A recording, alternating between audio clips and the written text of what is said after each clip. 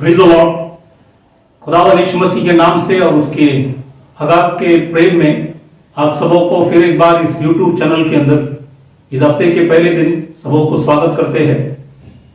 Once again greeting to you all in the name of Yeshua the Messiah and through the agape love. We welcome you once again in this YouTube channel for the first day of the week. The word that we are going to minister today, God may able to bless you. आज जो विषय जो हम लोग चल रहे वो एतानिम सुखौत 7वां महीना और जो झोपड़ियों की पर्व के विषय में है। हमने ऑलरेडी 5 भाग आपको बता चुका, आज 6वां होगा और वो आखिरी भाग होगा। We have been studying on the Ethanim, that is the Sukkot, which is the feast of the tabernacle. We have finished 5 parts, and today we will go to the 6th part, and is the last part, and we'll see some important things there, so that you may be able to understand the word of God and the feast very well. आज जो है हम लोग 4 विषय के बारे में देखेंगे। 4 विषय जो है, एक है कि मंदिर के प्रतिष्ठा या समर्पण के विषय में देखेंगे। नंबर 2, आज हम कृषि मौसम का जो अंत है या बटोरने का जो समय, उसी के विषय में कई बातों को देखेंगे। और तीसरा जो है, पर्व रखने वाले कौन कौन थे, उसी के विषय में देखेंगे। और चौथा जो है धन्यवाद, जो पर्व के टाइम, ये झोपड़ियों के पर्व में धन्यवाद के समय है, उसी के विषय में हम लोग भजन गीतों के अंदर हम कई बातों को देखेंगे। तो ये 4 चीज आज हम लोग वचन से देखेंगे। Today will see 4 small topic. One is we'll see about the temple dedication first. The second is we'll see the end of agriculture season, and the third that we'll see about the keepers of the feast of tabernacle. Who are the keepers? That we'll see today. And finally, Thanksgiving during the time of the feast, and that we will make you understand through the book of Psalms, which is very important, so that you may be able to understand it very well. So all the apprehension that you have about the feast, and if somebody might have told you that as far as Gentiles are concerned, there is no need to keep it, all those things, today we will clear it off, so that you get a clear understanding and you may be able to know how important it is. आज जो ये विषय के आखिरी जो विषय है, धन्यवाद की जो विषय होगा, वो हम लोग वचन गीत के अंदर से हम देखेंगे, वचन संगीता। और उसी के द्वारा आपका जितना भी शंकाएं हैं, या किसी ने आपको बताया होगा कि अन्य जाति होने से पर्व रखने का कोई जरूरत नहीं है और ये हमारे लिए नहीं है, ये सारी जो डाउट्स है, शंकाएं हैं, और जो भी लोगों ने आपको जो भी बताया, आज इस वचन के द्वारा सब चीजों को आपको क्लियर करेंगे, तो आपको एक समझ, अच्छे समझ आए। अगर सुनना और मानना आपका कर्तव्य है, अगर सुनेंगे मानेंगे तो गॉड जरूर आशीष करेंगे। तो आज इस विषय में जाने से पहले हम दुआ करेंगे, प्रार्थना करेंगे। Before we start this word, before we would break the word, let us pray. तो आइए हम प्रार्थना करेंगे। खुदावंद यीशु मसीह, राजाओं का राजा, प्रभुओं का प्रभु, आज हफ्ते के पहले दिन खुदावंद तुझे धन्यवाद देते कि फिर एक बार प्रभु आपने हमारे जीवन के अंदर मौका दिया, समय दिया, और आज इस रोटी तोड़ते टाइम खुदावंद हम प्रार्थना करें, तेरी आत्मा से प्रकाशित कर, हमें सिखा समझा, ताकि सीखकर समझकर तुझे आदर सम्मान करे, तेरे करीब आए। इस महामारी के बीच में, लॉकडाउन के बीच में खुदावंद सबों को तेरे करीब लिया, ताकि सभी लोग लॉर्ड आपके वचन को अच्छे से समझकर अपनी आपकी जो आने की तैयारी है सभी लोग कर सके। सबों को आशीष कर। इस समय के लिए प्रभु धन्यवाद करते। छोटी सी विनंती खुदावंद यीशु मसीह के नाम से मांगता, सुन कबूल कर, आमीन। तो आज जो मंदिर की जो समर्पण के विषय में कुछ वचनों को हम देखेंगे। और सुलेमान राजा ने जब मंदिर बनाया तो इस मंदिर को उन्होंने ये 7वां महीना और झोपड़ियों के पर्व में उन्होंने उस भवन जो था उसका प्रतिष्ठा या समर्पण उन्होंने किया गया। ये वचन आप पहला राजा 8वां अध्याय 2 वचन और दूसरा इतिहास 5वां अध्याय 3 वचन में जब पढ़ेंगे तो आपको वहां पे लिखा है कि अंत सभी इजरायली पुरुष यथानीम नामक 7वें महीने के पर्व के समय राजा सुलेमान के पास इकट्ठा हुए। तो इसलिए यहाँ पे 7वें महीने में इकट्ठा हुए। और आगे जब आप पढ़ेंगे तो वही पहला राजा 8वां अध्याय उसका 63 और 65 वचन जब आप पढ़ेंगे तो उसी वचन में लिखा गया, या दूसरा इतिहास 7वां अध्याय 5 और 9 भी जब पढ़ेंगे तो वहां पे लिखा गया कि इस रीति राजा ने सब इजरायली समेत यहोवा के भवन की प्रतिष्ठा या समर्पण बाइबल के अंदर लिखा है की। तो दैट इज कॉल्ड डेडिकेशन, मतलब समर्पण किया या प्रतिष्ठा किया। इसलिए उम्मीद है कि इजरायली लोग जो आज इस देश में आए, बाइबल के अंदर लिखा है वो लोग जब वापस दोबारा, आपको मालूम है कि तीसरा मंदिर बनाना है और प्रकाशित वाक्य 11:1 के द्वारा वो लोग वापस मंदिर बनाएंगे। तो उम्मीद है कि वो मंदिर का भी प्रतिष्ठा जैसे सुलेमान ने 7वां महीना और झोपड़ियों के पर्व के समय किया गया, उसी टाइम में उम्मीद है कि वो इजरायली लोग वापस उसी समय पे करेंगे। तो ये मंदिर के विषय में प्रकाशित वाक्य 11:1 में लिखा गया है। Today when we see about the temple dedication, that is the subject or the topic, in that you see that in 1 King 8:2 and 2 Chronicles 5:3, when you read here it says, and all the men of Israel assembled themselves unto King Solomon at the feast in the month of Ethanim, which is the 7th month. That feast is the feast of Tabernacle or the feast of Sukkot. Also 1 King 8:63 and 65 and 2 Chronicles 7:5 and 9, when you read it, you see that the dedication of the temple was kept for 7 days. So 7 days they kept the dedication of the temple. After keeping that dedication, they kept 7 days feast of tabernacle also. So in one place that you see about 14 days, that's why it is said the 14 days are mentioned there. And in future, we know that this Israel who has come back into the land, they will definitely build the third temple.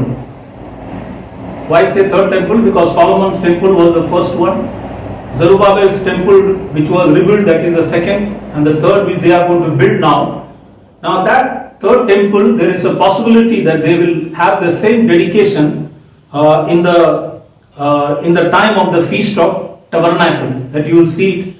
They will do, because they will go by the Bible teachings and possibilities that they will dedicate that temple also during the time of the feast of tabernacle, because the temple building is mentioned in Revelation chapter 11 verse 1.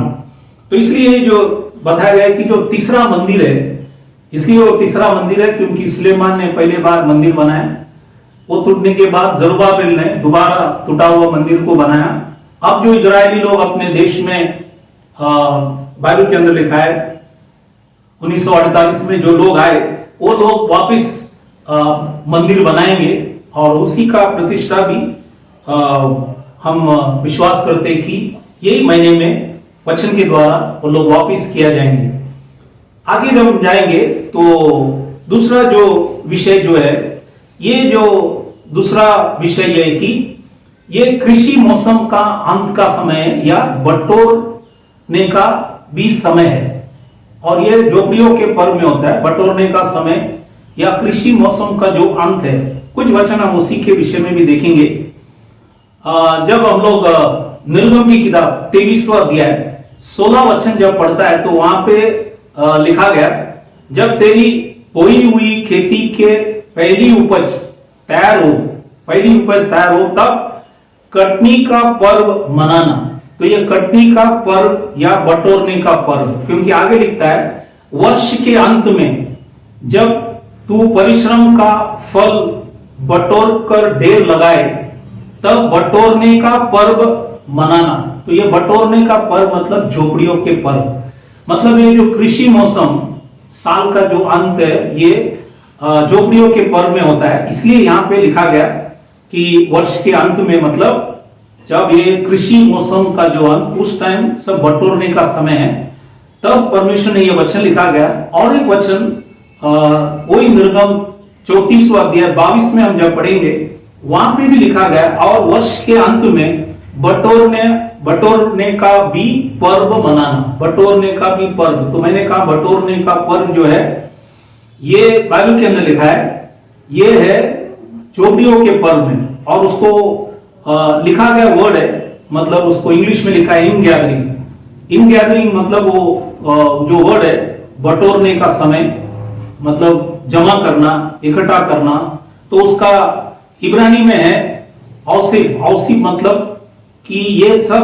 जो फल है उसको बटोर करना, जो भी खेती का उपज है उसको बटोर करने का समय, ये आपको यहाँ पे वचन से बताए जाते। Now, the other subject that we are talking today is the end of an agriculture season. Now, what is this end of an agriculture season? That is the second topic that we'll see here. There are two scriptures. One is Exodus chapter 23:16 says, the feast of ingathering. The word ingathering in Hebrew it is called Ausif. Ausif means the gathering of crops, which is the end of the year. When thou hast gathered in thy labors of the field. So whatever you are gathering of the field, especially the corn and the other fruits that are there, it is a time of gathering. It is the end means during the time of the feast of tabernacle or the feast of Sukkot. That is the time. Again, in Exodus chapter 34 verse 22 says, the feast of gathering at the year's end. Not that the English calendar that we are looking, it is the biblical calendar, and that is the end of Elul, and then you see the start of the 7th month, and during the time of the feast. So that is the time when all the fruits of the field are gathered. That's why the scripture is said that it is also the end of the agriculture season. So all that has to be gathered. In the same way that you'll see that this also, when we go further, you'll see that there are some more scriptures so that you get a clarity of how God is also going to do the spiritual harvest also. You'll see it further. तो आज आगे जब हम बढ़ेंगे तो हम लोग व्यवस्था विवरण में जब आते हैं, तो व्यवस्था विवरण 16वां अध्याय 13 वचन में जब पढ़ते तो वहां पे लिखा है, तू जब अपने कल्याण और दाक मधु के कुंड में से सब कुछ इकट्ठा कर चुके, तब झोपड़ियों नाम पर्व 7 दिन मनाते रहना। तो ये 7 दिन इकट्ठा करके मनाना, इसमें क्या है, 2 चीज लिखा है। कल्याण मतलब वो है गौ के विषय में लिखा है, या गौ का दाना जब वो लोग जमा करते हैं, और दाक, ये दो मेन चीज, दो चीज जो है खुदा ने यहाँ पे उल्लेख किया। एक है गौ का दाना, और बाइबल के अंदर लिखा है दाक मतलब अंगूर। तो ये आत्मिक तौर से ये गौ का दाना खुदावन यीशु मसीह दर्शाते हैं। यूहन्ना के सुवर्तमान 12:24 में जब पढ़ेंगे तो लिखा है ये गौ का दाना स्वयं यीशु मसीह था।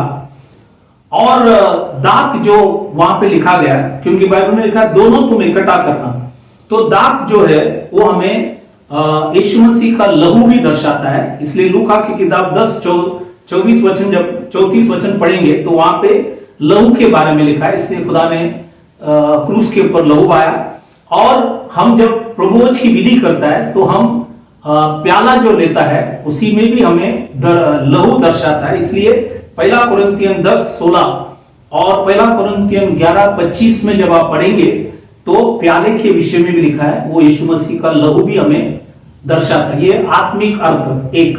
नंबर 2, ये जो गौ आज जो हमें विश्वासी लोग भी दिखा रहे, क्योंकि मैथ्यू की किताब 13वां अध्याय 30 वचन में जब यीशु मसीह दाखला के विषय में जब बता रहे तो उन्होंने वहां पे लिखा गया 13वां अध्याय 30 में लिखता है कि गौ को मेरे खत्ते में इकट्ठा करो। तो गौ को मेरे खत्ते में इकट्ठा करो मतलब सब विश्वासियों को गॉड आखिरी दिन में इकट्ठा करेंगे और वो जो आखिरी पहले जो मंडली बनाया उसी के आधार पर एक मंडली आखिरी दिन में भी वो खड़ा कर कर सब गौ विश्वासियों को वो जमा करेंगे। लेकिन जब वहां पे यहाँ पे जो हमने देखा कि दाख दाख हुआ क्या है, वो वहीं पे जब मत्ती की सुवर्तमान 13वां अध्याय 40 में लिखता है जंगली गौ को भी बटोरेंगे। लिखा है कि जंगली गौ मतलब अविश्वासियों को भी गॉड एक तरफ से जमाएंगे, विश्वासियों को भी जमाएंगे। तो बाइबल में लिखा है जंगली गौ वो है अविश्वासी के विषय में भी हमें ये जो दाख है ये हमें याद दिलाता है। ये आत्मिक तौर से मैं आपको समझा रहा हूं। तीसरा चीज है जब क्लेश के समय वो है 7 साल के समय में भी वहां पे भी कुछ गौ गॉड जमा करेंगे। उस टाइम 3 लोगों को जमा कर रहे हैं। एक है बाइबल के अंदर लिखा है प्रकाशित वाक्य 7:3 से 8 जब पढ़ेंगे तो वहां पे 1,44,000 कुंवारी के विषय में लिखा है, उसको भी गॉड जमा करेंगे।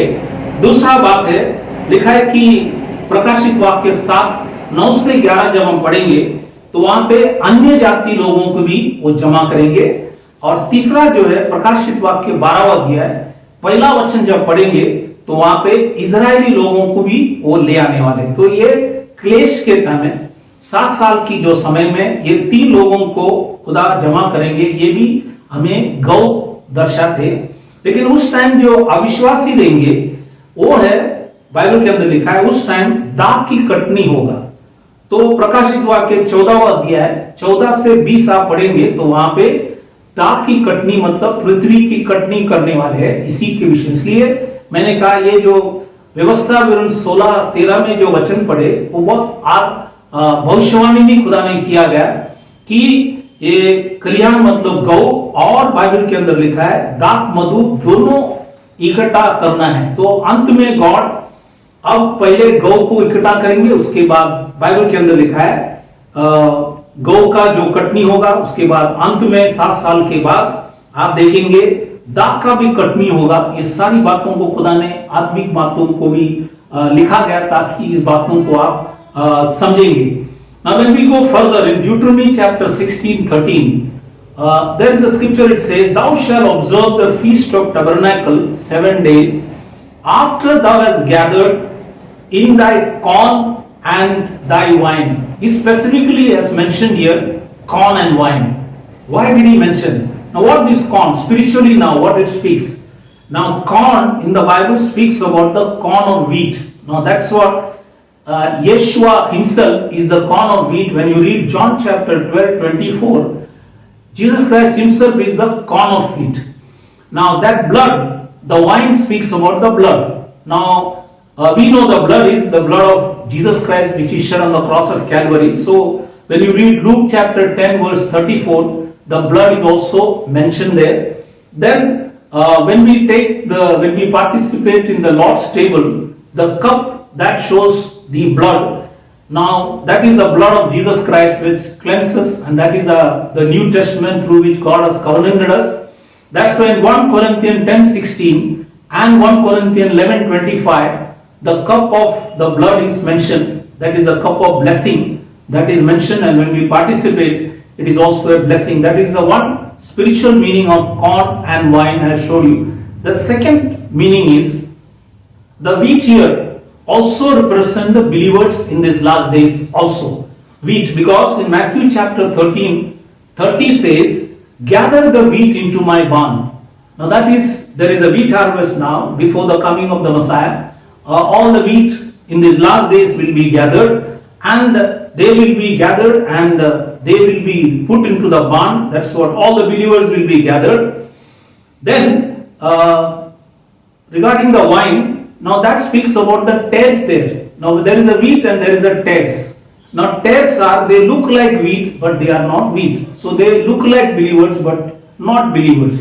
So therefore they are not believing the full scripture, the full word, the full doctrine. So they are called tares, and in these last days, as he is going to gather the wheat, he will also gather the tares. In Matthew chapter 13:40, you will get the scripture there. This is the parable that he spoke. When you read deeply, you will understand the tares are those who doesn't believe the word as it is written in the scriptures. The third spiritual thing that I want to enlighten you is that in these 7 years of tribulation, there will be wheat.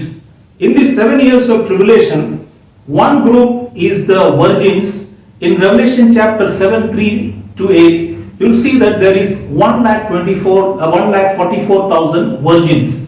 They are mentioned there. That is one group. The second group is there will be Gentiles.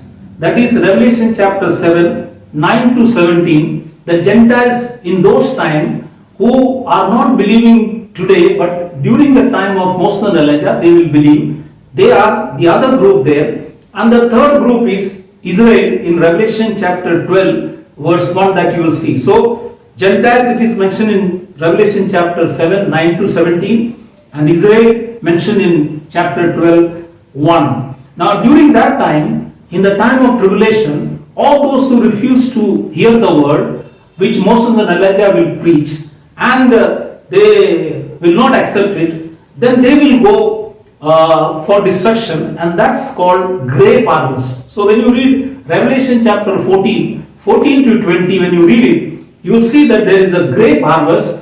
That is, he is going to do a harvest of the earth. That's what he says, the harvest of the earth will be done. That's why spiritually this corn and wine speaks about this thing. So what God wrote in Deuteronomy chapter 16, 13, it is very prophetic. If you can see it, that you will know that it has mentioned about the end time, the corn and the wheat. So all the time there is a corn and there is a wine. That means the grapes, it is always mentioned. And in this feast, these both are gathered, and it is also the time of gathering. So there is a gathering of the people also, believers and unbelievers. All the time it will be gathered. Through the scriptures you are able to know that. इसलिए ये वचनों के द्वारा कि जब जो क्लेश के समय है, उस टाइम के अंदर जो लोग विश्वास नहीं करेंगे, तो बाइबल के अंदर लिखा है उनको भी कटनी किया जाएंगे, और इसलिए वो दाख की कटनी के विषय में वचन में लिखा गया, उसी बातों को भी आपको बताया।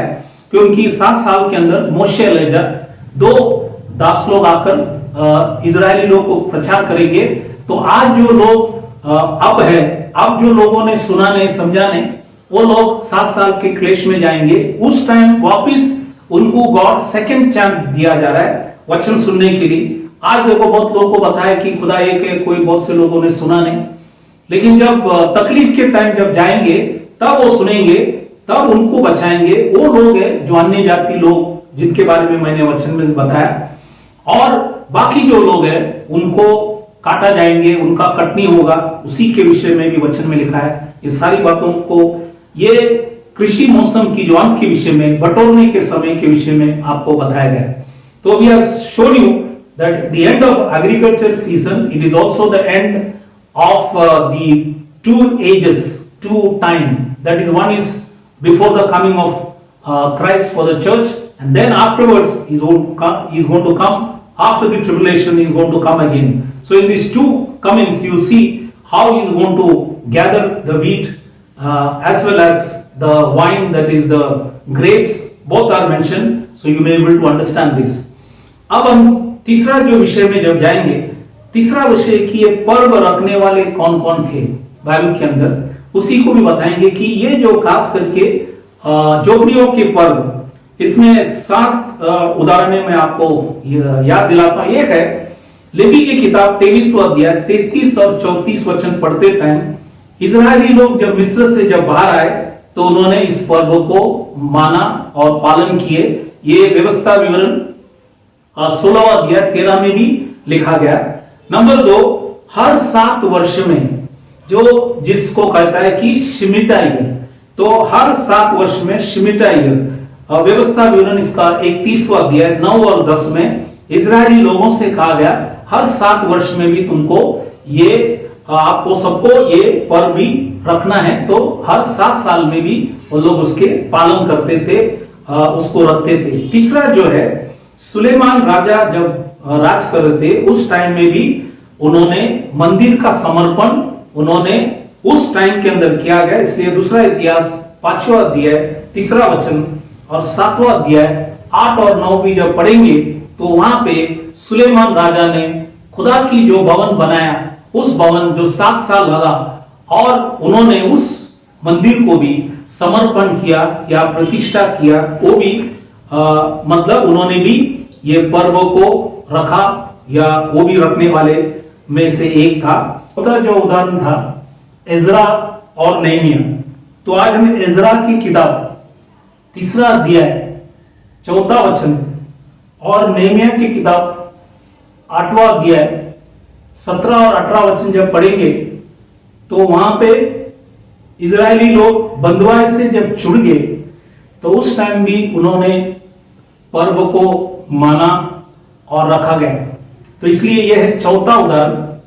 5वां जो है, हम जब नए करार में आते हैं तो यूहन्ना की सुवर्तमान पूरे 7वां अध्याय जब आप पढ़ेंगे उसमें खुदावंद यीशु मसीह स्वयं बाइबल के अंदर लिखा है इस पर्व में भाग लिया। और यहां पे यीशु मसीह ने अपने भाई, मतलब ये शिष्य लोग नहीं, भाई मतलब यूसुफ के जो बच्चे वो है कि भाई लोग, क्योंकि मेरी को कोई बच्चे नहीं थे, यूसुफ की जो भाई लोग, मतलब आज देखो यीशु मसीह का जन्म यूसुफ और मेरी से नहीं हुआ, उनको खाली खुदा ने जुड़ाया, लेकिन उन जो बच्चे पैदा हो गए पवित्र आत्मा ने पैदा किए, इसलिए यीशु मसीह के अंदर कोई पाप नहीं है। हमारे जीवन के अंदर हम पाप से ही जन्मा है क्योंकि हमारे माँ बाप ने पाप किया, लेकिन यीशु मसीह का जो जन्म है, वचन में लिखा है कि पवित्र आत्मा ने बच्चे को तैयार किया, मेरी और यूसुफ से नहीं है, लेकिन उनको चुना वचन के आधार पर माँ बाप करके कहा गया, लेकिन आत्मिक तौर से नहीं है। इस बातों को भी समझ लेना। तो ये जो भाई लोग को भी यीशु मसीह ने यूहन्ना की सुवर्तमान 7वां अध्याय के अंदर कहा था, आप जब उसके 3रा वचन और 8वां वचन 7वां अध्याय में पढ़ेंगे तो भाइयों से भी कहा था कि इस पर्व में जाकर आप इसमें भाग लेना। इसलिए बातों को समझ लेना। और इसलिए नए करार के अंदर स्वयं यहोशुआ ने भी इस पर्व में भाग लिया। आगे जब हम चुना करार में व्यवस्था विवरण 16वां अध्याय 14 वचन में जब हम पढ़ते वहां पे जो 9 लोग, मैंने कहा कि 9 लोगों के साथ आनंद करना है, उसमें परदेशी भी लिखा गया। और वो जो परदेशी 16वां अध्याय व्यवस्था विवरण 14 में परदेशी मतलब आज आप और मैं भी उसी में आ गए। इसलिए हर बार आप देखेंगे परदेशी खुदा ने उनको भी उस पर्व में भाग लेने को खुदा ने उनको भी अनुमति दी है। और इसलिए हर टाइम देखो सुलेमान राजा के मंदिर में भी उसका 5वां जो प्रेयर था वो परदेशी के लिए उन्होंने प्रार्थना किया। तो हर बार आप देखेंगे कि परदेशी को भी खुदा ने इस पर्व में और इजरायली लोगों के साथ, क्योंकि जब मिस्र से भी जब लोग बाहर आए तो लिखा है कि एक मिक्स मल्टीट्यूड, मतलब अन्य जाति से भी बहुत से लोग इजरायलियों के साथ मिस्र से बाहर आए थे। तो इसलिए हर बार परदेशी के विषय में भी खुदा ने लिखा गया। इसलिए आज हम जो मंडली में है, अन्य जाति है, हमको भी आज ये पर्व में भाग लेने के लिए खुदा ने अवसर मौका दिया है। इस वचन से आपको बताया। और आखिरी जो 7वां उदाहरण है जकरिया की किताब, इसका 14वां अध्याय 16, 17 और 18 वचन जब पढ़ेंगे तो ये 1000 वर्ष में जब खुदावंद यीशु मसीह धरती के अंदर राज करेंगे तभी भी इस पर्व को मानना है। नहीं मानेंगे तो खुदा ने लिखा है कि बारिश नहीं होगा। तो आप ये वचन पढ़ेंगे तो आपको समझ में आएंगे। तो मैंने 7 उदाहरण वचन से आपको बताया गया। Now the third topic that we said today is regarding these keepers of the Feast of Tabernacle. Who kept this feast in the Bible? The first, we see that when we read Leviticus chapter 23, 33 and 34 says that Israel, when they came out of Egypt, they kept the feast. Also the Feast of Tabernacle. It is also mentioned in Deuteronomy chapter 16, 13. When you read it, you will get a clear picture of that. Secondly, every 7th year, which is called the Shemitah year, which I already explained, in that Shemitah year also, according to Deuteronomy chapter 31, 9 and 10, when you read it, There also God said that every seventh year Israel was supposed to keep the Feast of Tabernacle during this seventh year. In the seventh year, not in any other feast, but in the Feast of Tabernacle, they were supposed to observe this feast that is mentioned there. So here is the second example I gave you. The third, when you read Second Chronicles, chapter 5, verse 3, and chapter 7, verse 8 and 9. When you read it, King Solomon, during the dedication of the temple, he also kept that Feast of the Tabernacle. That is the third example that I showed you. The fourth example, when you read Ezra chapter 3, verse 4, and Nehemiah chapter 8, verse 17 and 18, when you read it, there Israel, when they came out of captivity, that is after 70 years, they also observed, kept the Feast of the Tabernacle. Through the scriptures you will come to know. This is the fourth example I gave you.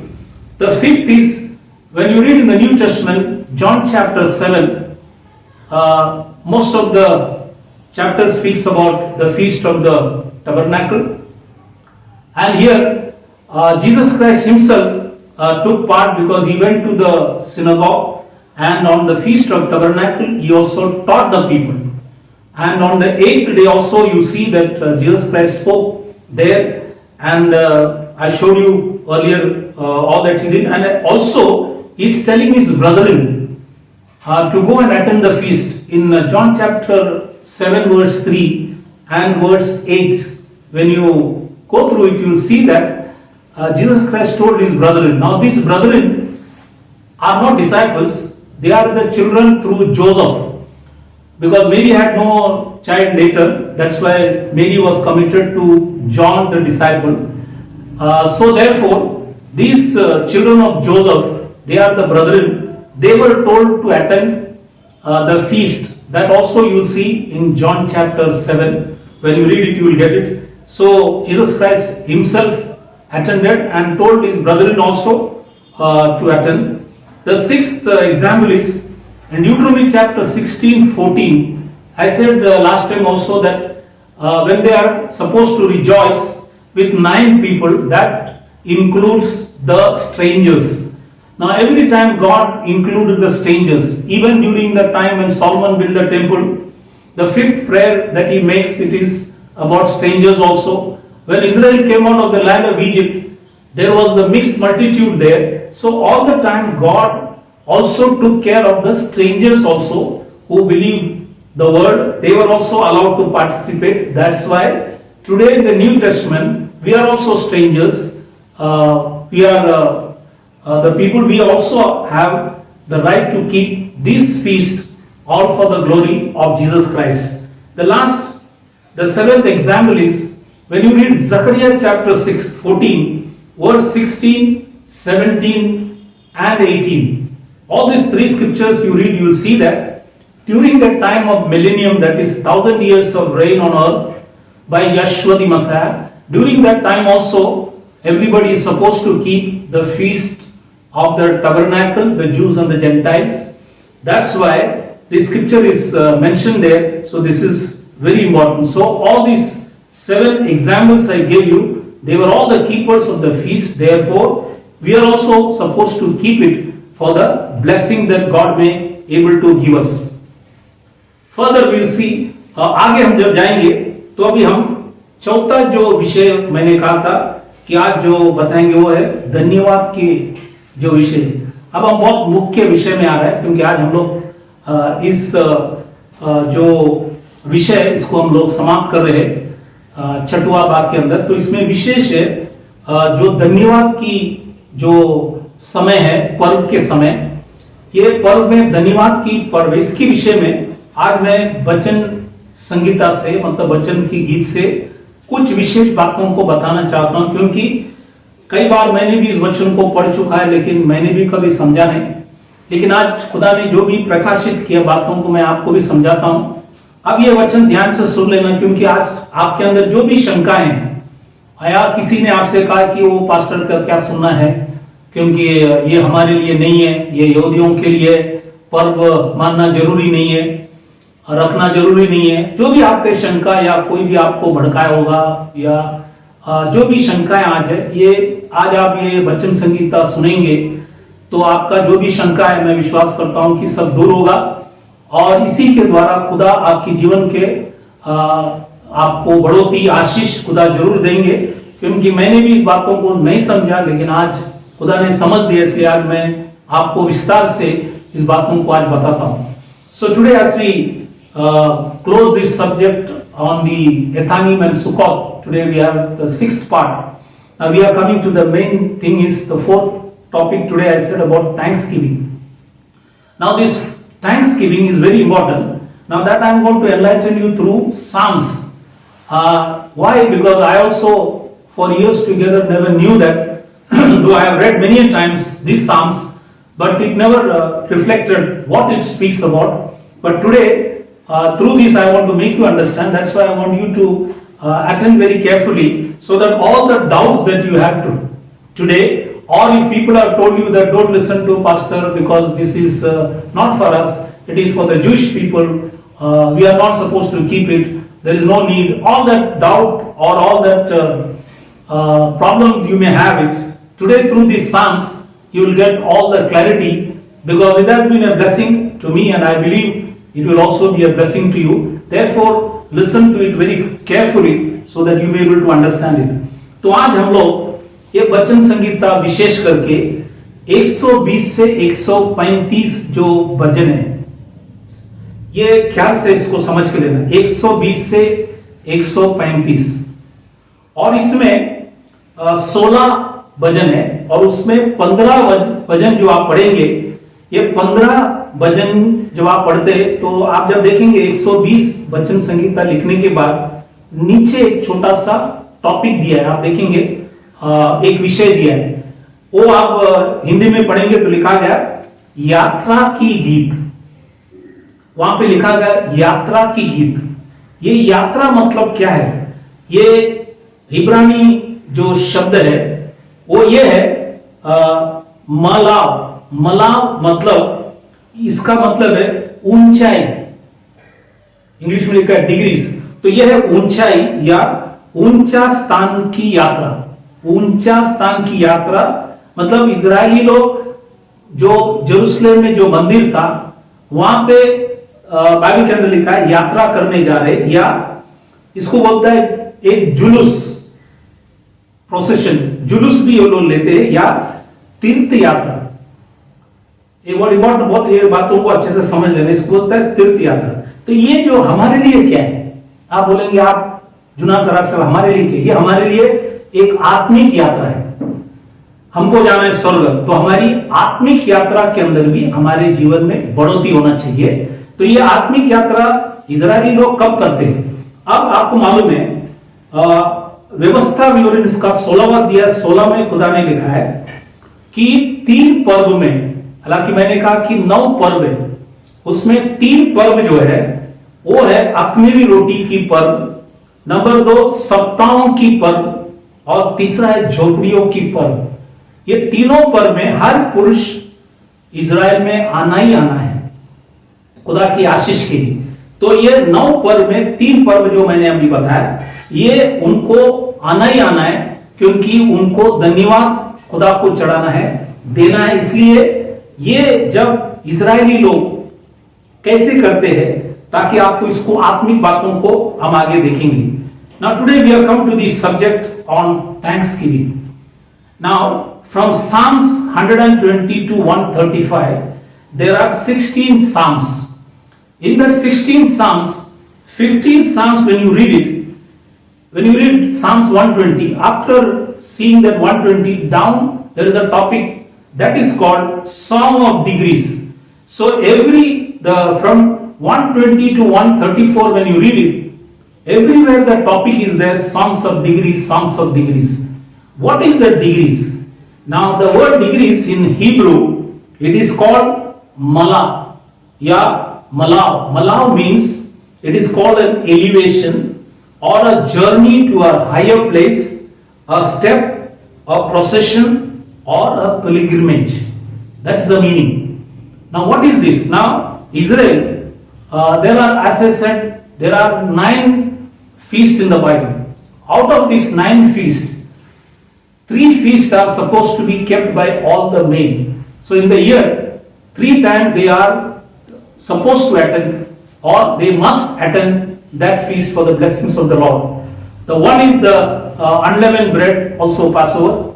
The second is the feast of the weeks, which is called the Pentecost. And the third is called the feast of tabernacle or the feast of Sukkot.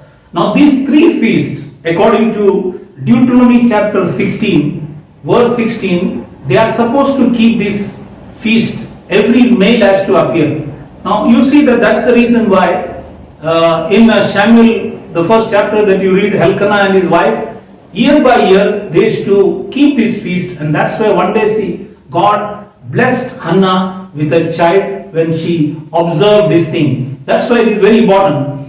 आज मैंने आपको ये बताया कि ये जो 16 जो भजन है, इसमें हर 120 से 134 भजन जब पढ़ेंगे, उसके ऊपर लिखा गया कि यात्रा की गीत, बार बार लिखा है कि यात्रा की गीत। और ये जब इस यात्राओं में, मतलब ये यात्रा कौन सी यात्रा है कि वो अपनी अपनी जगह से, अपनी अपनी इलाके से, वो लोग जेरूसलेम में जो खुदा की मंदिर है, मंदिर में खुदा को जब मिलने जा रहे हैं या धन्यवाद करने जा रहे हैं, दिया हुआ सब उपज, बढ़ोतरी, आशीष, आशीर्वाद, साल भर खुदा ने हमको चलाया, हर चीज के लिए वो धन्यवाद करने के लिए जब जाते हैं, ये एक बड़ा यात्रा है, एक बड़ा जुलूस है, या ये ऊंचे स्थान में जा रहे हैं। तो वैसे आज हमारी भी आत्मिक जीवन जो हमें स्वर्ग जाना है, हर साल जैसे खुदा हमको खेती का बढ़ोतरी देता है, हमारे जीवन में भी आत्मिक बढ़ोतरी खुदा हमें देता है, ताकि हम स्वर्ग को एक दिन जा पाएंगे, हम वहां से लंबे में रहे। इसलिए ये गीत गाकर इजरायली लोग यरूशलेम में जाते हैं। ये बहुत बड़ी यात्रा है, सभी लोग अपने अपनी जगह से जहां भी रहते हैं। अभी कुछ वचन हम पढ़ेंगे तो आपको समझ में आएंगे कैसे उन्होंने किया गया। So therefore in these psalms we'll see that all these psalms speaks about the song of degrees from 120 to 134. Now it is a journey to a higher place, that is to Jerusalem, where year by year they go and attend this feast for the blessings that God has done in their life, reminding God all the good thing God has done. And when people keep it, what God does also, you see in these Psalms, all these things we'll see now. तो आज इस पर्व के द्वारा, इस पर्व में Israeli लोग, अब हम पढ़ेंगे तो ये इजरायली लोग तीनों पर्व में जब जेरूसलेम में जाते हैं, ये वो लोग गाते हैं। ये भजन जो है, भजन मतलब ये गाना है, इसलिए लिखा है कि यात्रा की गीत। यात्रा में वो लोग गाकर खुशी मनाकर जा रहे हैं। तो खुशी मनाते टाइम क्या क्या वचन बोलकर जा रहे, ये है भजन में लिखा है।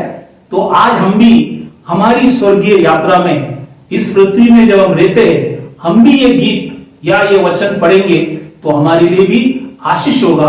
आज उन्होंने क्या क्या किया हम देखेंगे, ताकि आपको भी समझ में आएंगे ये कितने मुख्य है आपके लिए और मेरे लिए भी। तो साम्स 120 में जब हम आते हैं तो वहां पे कुछ वचन देखो लिखा गया, 5 से 7 वचन जब पढ़ते हैं तो वहां पे क्या लिखा गया, लिखा गया कि मुझे मेशक में परदेशी होकर रहना पड़ा। मेशक लिखा है कि मेशक में परदेशी होकर रहना पड़ा और केदार के तंबुओं में बसना पड़ा है। तो ये क्या खुदा ने लिखा है कि मेशक और केदार, तो आप पढ़ेंगे तो आपको समझ में नहीं आएंगे क्या लिखा है। अब इसको समझ के लेना कि 120 के अंदर साम्स 120 वचन संहिता 120 5 से 7 वचन जो लिखा गया है वो ये है कि मेशक, ये मेशक कौन है। तो आप वचन पढ़ेंगे उत्पत्ति की किताब 10वां अध्याय 2रा वचन आप पढ़ेंगे तो वहां पे लिखा है मेशक याफेत, नोआ की जो पुत्र था जिसका नाम था याफेत, उसका बेटा था मेशक। तो ये सब अन्य जाति लोग। दूसरा जो लिखा है केदर, केदर इस्माइल की बेटा था। ये उत्पत्ति की किताब 25वां अध्याय 13 वचन में लिखा है, ये इश्माएल का बेटा है केदार। तो क्या लिखता है, जब ये लोग यात्रा करने को जब शुरू करता है तो खुदा से प्रार्थना करता है कि खुदा हम लोग मेशेक लोगों के बीच में और केदार लोगों के बीच में, मतलब अन्य जाति लोगों में हम रहते हैं, वहां से हम अभी जुलूस निकाल रहे, हम तीर्थ यात्रा करने जा रहे हैं। तो खुदा से कहता है, देखो खुदा, इन लोगों के बीच में हमने रहा, और ये लोग क्या है, लिखता है आगे 5 से जो 7 वचन जो मैंने बताया, लिखता है, मैं तो मेल चाहता हूं परंतु मेरे बोलते ही वे लड़ने चाहते हैं।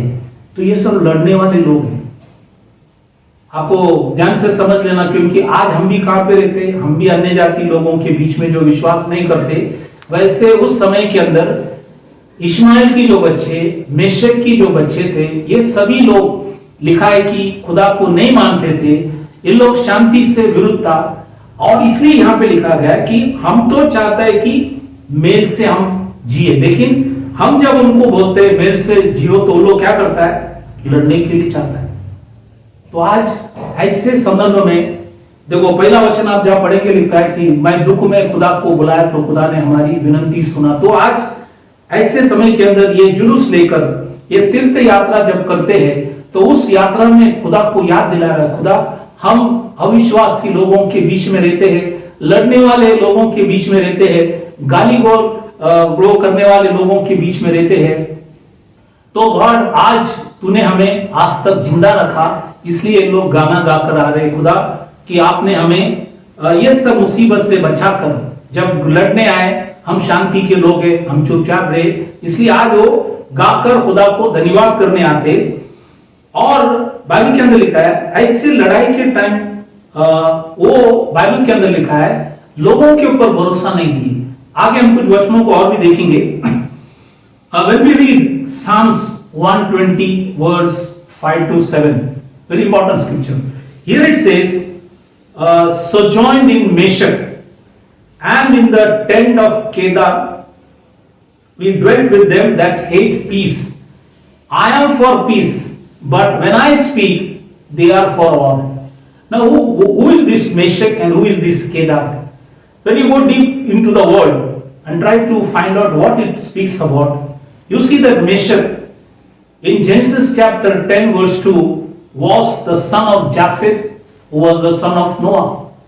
Then Kedar, he was the son of Ishmael. In Genesis chapter 25 verse 13, when you read it, you will see that he was the son of Ishmael.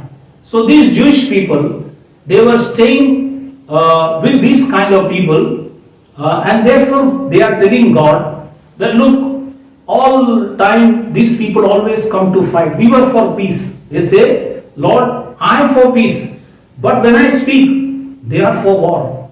Now the same thing today also you see. See, we are also living in the midst of Meshach and Kedar. That means we are living in the midst of all unbelievers. Therefore you see every time people fight and kill and speak lies and people do so many kind of wrong things, evil things, and fight and a lot of things that you see, worldly people. So when you talk about peace, they will hate you. He says, I am for peace, but they are for war. So when they are taking this pilgrim, or when they are having this journey to a higher place, that is, they are going to Jerusalem. So in their spiritual life, like today we also, our spiritual must grow.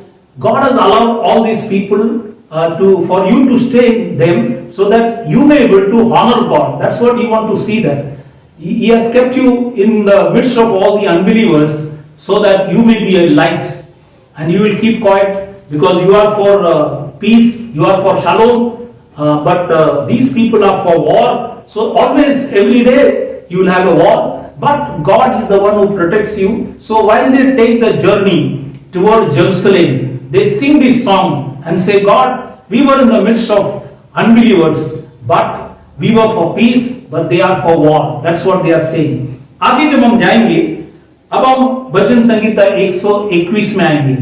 उसका पहला और दूसरा वचन में देखो, ऐसे समय के अंदर जब लोग लड़ने के लिए आते तो वो खुदा से क्या करता है, लिखता है कि मैं अपनी आंखें पर्वत की ओर लगाऊंगा। वचन संहिता 121 इसका पहला और दूसरा वचन में लिखता है, मैं अपनी आंखें पर्वत की ओर लगाऊंगा, मुझे सहायता कहां से मिलेंगी। लिखता है कि ऐसे लोग जब लड़ने आते मुझे सहायता कहां से मिलेंगी, क्योंकि हर बार लोग लड़ने के लिए आते। जाति लोग कभी भी आपसे लड़ेंगे, गाली देंगे, बुराई करेंगे, नीचा करेंगे, हाँ बहुत से तकलीफें देंगे। उस टाइम इजरायली लोग जब ये यात्रा शुरू किया, बाइबल के अंदर लिखा है, तब खुदा से कहता है कि मुझे सहायता कहां से मिलेंगी। फिर लिखता है, मुझे सहायता यहोवा की ओर से मिलती है जो आकाश और पृथ्वी का करता है। तो आज उनको शांति कहां पे मिलता है? आकाश के और पृथ्वी के परमेश्वर को मानने से, क्योंकि सहायता वहां से मिल सकता है। इसलिए वो लोग याद कर रहे, इजरायली लोग, कि खुदा हम हर साल यहाँ पे आ रहे, क्योंकि हम इन लोगों के जाति लोगों के बीच में रहते थे, और कितने बार खुदा तूने हमें शांति से बचाया, और हमने जब ऐसे लड़ने के समय आए तो हमने दुआ किया, प्रार्थना किया, तूने हमें बचाया। इसलिए आज हम इस तीर्थ यात्रा में हम गाकर आ रहे कि खुदा तूने हमें सहायता किया, हमें समझ दिया, बुद्धि दिया, लड़ने के लिए आपने हमें लेने गए। ये सब चीज लेकर वो खुदा को धन्यवाद करते। तो वचन संहिता जो 121वां अध्याय जो उसका 1 और 2 वचन हमने देखा, तो वहां पे लिखा है कि सहायता कहां से मिलेगी। अब बहुत बार आप देखा होगा कि लोग, जैसे यशायाह की किताब 31वां अध्याय उसका पहला और तीसरा वचन आप पढ़ेंगे, लिखा है कि बहुत से लोग मिस्र में जाते हैं सहायता के लिए और घोड़ों के ऊपर भरोसा रखते हैं। इसलिए वहां पे अर्थ क्या दिया है, मिस्री लोग ईश्वर नहीं है, लेकिन मिस्री लोग बाइबल के अंदर लिखा है लोग है, ईश्वर नहीं है। और घोड़ा जो है बाइबल के अंदर लिखा है आत्मा नहीं है, लेकिन घोड़ा मांस है। इसलिए बोलता है कि लोग क्यों जाता है, घोड़ा है और मिस्री लोग है, मतलब बौद्ध है, तो लोगों को लगता है बौद्ध होने से काम हो सकता है। इसलिए बहुत से लोग बड़े बड़े लोगों के पास जाते सहायता मांगने के लिए। जब गॉड बोलता है मैं स्वर्ग में बैठा हूं, मुझसे विनती करो, लेकिन लोग वो नहीं करते। इसलिए यहाँ पे ऐसिया ने भी, इसलिए सहायता कहां से मिलेंगी, बोला मिस्र से नहीं, घोड़े से नहीं। इसलिए वचन आप अच्छे से समझ लेना, लिखा है कि मुझे सहायता यहोवा की ओर से मिलती है जो आकाश और पृथ्वी का करता है। आगे कुछ विशेष बातों को और भी बताना चाहता हूं। ये वचन संहिता 121 अध्याय इसका 7 और 8 वचन जब पढ़ता है, जब ये लोग यात्रा कर ये तीर्थ यात्रा जो करते उस टाइम यहां पे खुदा क्या लिखता है, यहां पे लिखा है कि यहोवा सारी विपत्ति से तेरी रक्षा करेगा, प्राण का रक्षा और आने जाने में तेरी रक्षा अब से लेकर सदा तक करता रहेगा। 3 चीज लिखा है, सब विपत्ति से रक्षा करेगा, प्राण का भी रक्षा करेगा और आने जाने में तेरी रक्षा। लिखा है कि अब से लेकर सदा तक करता रहेगा। मतलब आज हर साल आप इस पर्व में भाग लेता है और आज हम भी करेंगे। तो 3 चीज खुदा ने कहा, तुम्हारे सब विपत्ति से बाइबल के अंदर लिखा है कि रक्षा करेगा, प्राण का भी रक्षा करेगा, आने जाने में भी रक्षा करेंगे। अब ध्यान से सुनना, दुनिया में जितने भी तीर्थ यात्रा है या जुलूस लेते हैं, हर बार आप देखेंगे कोई तीर्थ यात्रा जो है चल के जा रहा है, कोई गाड़ी में, कोई ट्रेन में, कोई बस में, अलग अलग तरफ से लोग तीर्थ यात्रा साल में करते हैं। लेकिन बहुत बार आप देखेंगे ये सब तीर्थ यात्रा के अंदर बहुत से घटनाएं होती है, लोग मरते हैं जा रहे तीर्थ यात्रा की। लेकिन एक ही तीर्थ यात्रा है जहां पे गॉड लिखता है वचन के अंदर, सब विपत्ति से मैं, लिखा है कि तेरी रक्षा करूंगा। नंबर 2, तेरा प्राण का भी रक्षा करूंगा। नंबर 3, आने जाने में, तुम रास्ते से चलो, गाड़ी में जाओ, कैसे भी जाओ, गॉड लिखता है आने जाने में भी मैं तुम्हारी रक्षा करूंगा। वो खुदा है आकाश और पृथ्वी का खुदा। इसीलिए ये पर्व में जब हम लोग भाग लेते हैं, तो मैं इसलिए आपको याद दिलाया कि ये बहुत इंपॉर्टेंट भजन है, क्योंकि आज आपको याद दिलाता है कि आज हम भी ये पर्व में आकर उपवास करेंगे, प्रार्थना करेंगे, तो खुदा ने लिखा है कि तुमको सब विपत्ति से भी मैं रक्षा करूंगा, प्राण का भी रक्षा करूंगा और आने जाने में भी रक्षा करूंगा। तो कितनी बड़ी बात खुदा ने लिखा गया। तो आज इस पर्व में जब इजरायली लोग जाते तो खुदा ने उनको याद दिलाया, डरना नहीं, क्योंकि मैं तुमको, बाइबल के अंदर लिखा है, मैं तुम्हारी रक्षा करूंगा। तो वो हमारा रक्षक है, इस बात को ध्यान से समझ लेना। When we read Psalms 121, 1 and 2, when they are taking this journey to Jerusalem to keep that feast, whatever be the feast that I said, in that feast when they come, they are coming from their land, wherever they are staying. It may take some 2-3 days for them to come to Jerusalem. When they are coming, they sing these psalms, and he says, I will lift up mine eyes. Psalms 121, 1 and 2 says, I will lift up mine eyes unto the hills, from whence cometh my help. Then he says, my help cometh from the Lord, which made the heavens and the earth. So therefore, many a times people take help from the world and the people. That's why in Isaiah 31 verse 1 and 3 says that people go down to Egypt to take help. He says, woe unto them that go down to Egypt to seek help. Woe unto them, he said, because he says that they trust in Egypt and also on the horses and the chariots. Now Bible says horses are not God's spirit, horses are flesh, and he says Egyptians are men and not God. So horses are, Bible says it is not the spirit of God, but they are all flesh horses, and Egyptians are men, not God. So he says take the help of God. That's why in Psalms it says, my help cometh from the Lord, which made the heavens and the earth. So we need to take the help of God, because in another place God says, vain is the help of man, but great is the help of God. So therefore we need to take the help of God. Further it says in Psalms 121 verse 7 and 8, when you read it, it says, preserve, he says, he will preserve from all evil, preserve thy soul, preserve thy going out and thy coming in from this time forth and even for evermore. Now when they take the journey from whichever place they are, and when they come to Jerusalem, all through this journey, God says, I will preserve you from all evil, I will preserve your soul, and I will preserve thy going out and thy coming in. Now you see in the world, there are a lot of journeys people take to go to holy places. Either they walk to go to the holy place, or they go by bus or by train, or some other mode they use to travel to the holy place. But always we see and we hear in the newspaper and in TV that people died while going there because of accident, because of unforeseen circumstances. They got entangled, or there could be a stampede, or whatever you see. So always you see that there is only one journey, a spiritual journey, when a man or woman takes from whichever place they are. When they go to Jerusalem to see the God of heaven and earth, to worship Him and to thank Him, then God has said that I will preserve you from all evil, I will preserve your soul, and I will preserve your going out and your coming in. That means you will go and come safely. God will take care of you, because He says in the Bible, He is your safety. Now that is a blessing. That's why how great it is when we participate in this feast.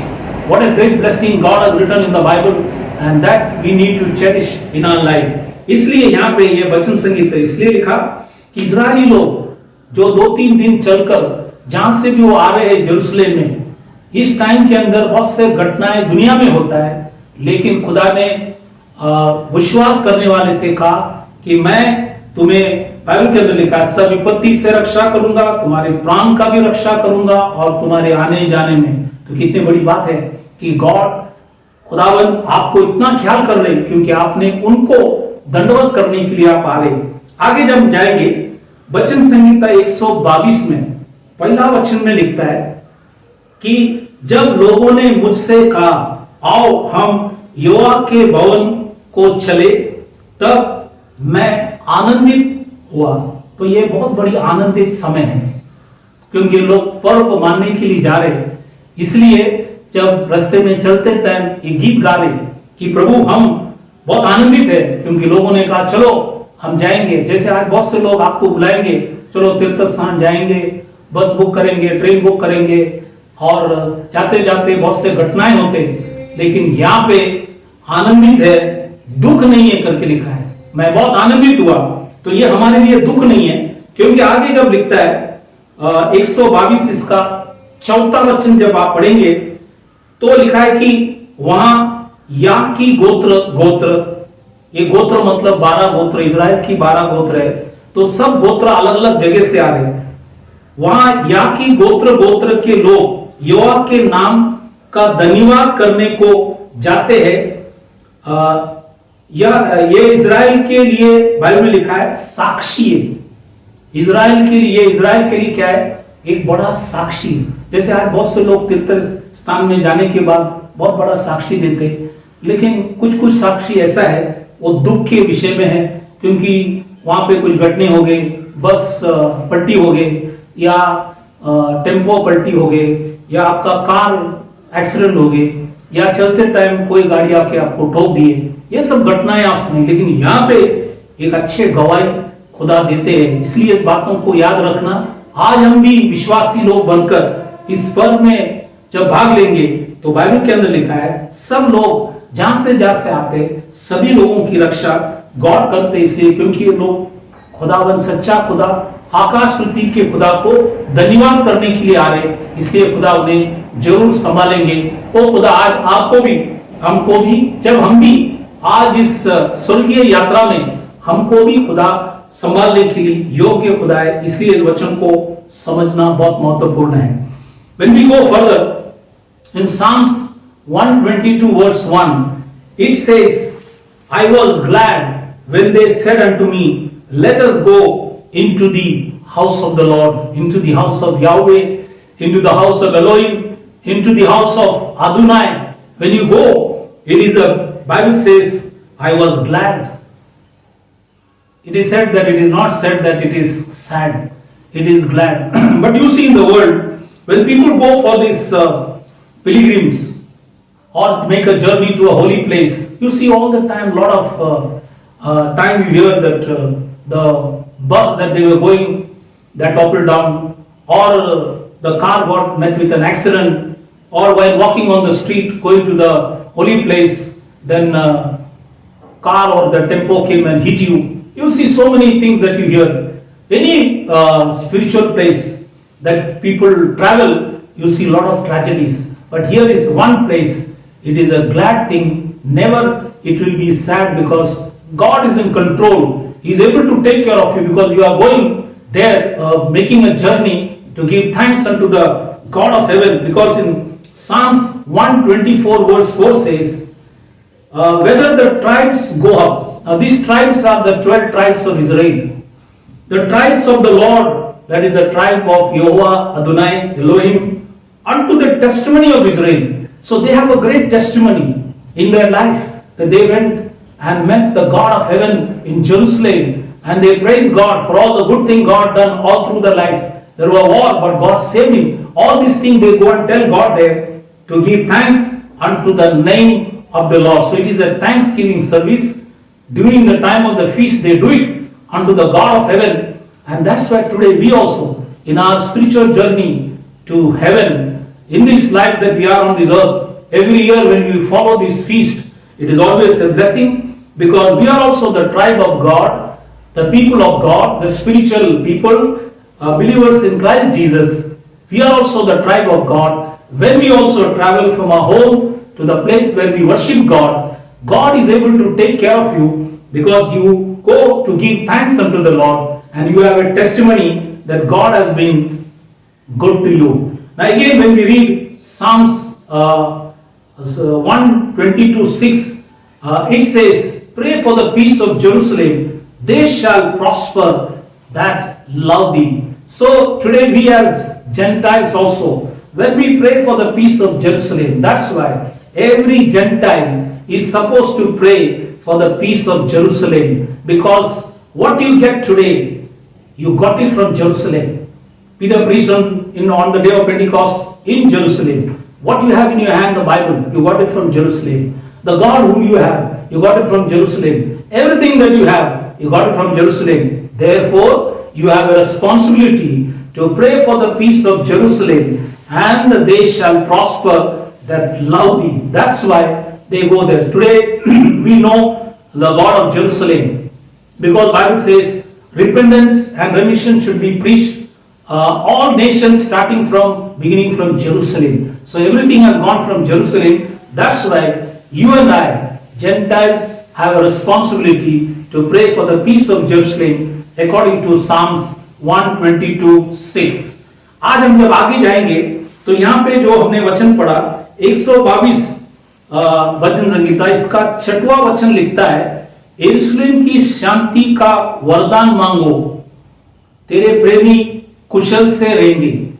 कोई भी प्रेम करता है, तो आज अन्य जाति का भी बहुत बड़ा कर्तव्य है। इसलिए मैंने कभी भी चर्च में कहा गया, इजराइल के लिए जरूर आखिरी में प्रार्थना करना भूलना नहीं, क्योंकि बाइबल में लिखा है आज आपके पास जो भी है, सच्चा खुदा कहां से मिले? जेरूशलेम से मिले। पेंटिकॉस्ट के दिन पीटर कहां से प्रचार किया? जेरूशलेम से। आज सच्चा खुदा आपको जेरूशलेम से मिला, बाइबल आपको जेरूशलेम से मिले। बाइबल के अंदर लिखा है पश्चाताप और पाप की जो क्षमा है जेरूशलेम से प्रचार किया गया। आज आपके पास जितने भी तमाम चीज है वो सब आपको यरूशलेम से मिले। इसलिए आप जो अन्य जाति है, आपका भी बहुत बड़ा कर्तव्य है कि आप आखिरी प्रेयर यरूशलेम के लिए भी प्रेयर करना, क्योंकि वही खुदा आपका भी खुदा है। सब कुछ आज आपके पास जो भी आत्मिक जीवन आपको मिला है उनसे मिला है। इसलिए ये बातों को भी याद रखना, ताकि खुदा आप सबों को आशीष करे, आशीर्वाद करे। अब हम जब आगे जाएंगे कि 123 वचन संहिता में जब हम आएंगे, मैं सब वचन नहीं पढ़ रहा हूं, लेकिन कुछ वचन जो मुख्य है वही आपको याद दिला रहा हूं। घर पे आप पूरे वचन ध्यान से पढ़ सकते हैं, मैं खाली मुख्य वचन लेता हूं ताकि आपको समझ में आएंगे। ये यात्रा में गीत गाकर आते हैं, उसमें क्या क्या लोगों ने बोले और खुदा ने भी क्या उनको समझाया, उसी वचनों को हम यहाँ पे देखेंगे। यहाँ पे लिखा है 123 उसका 3रा वचन में लिखता है, हम पर अनुग्रह कर।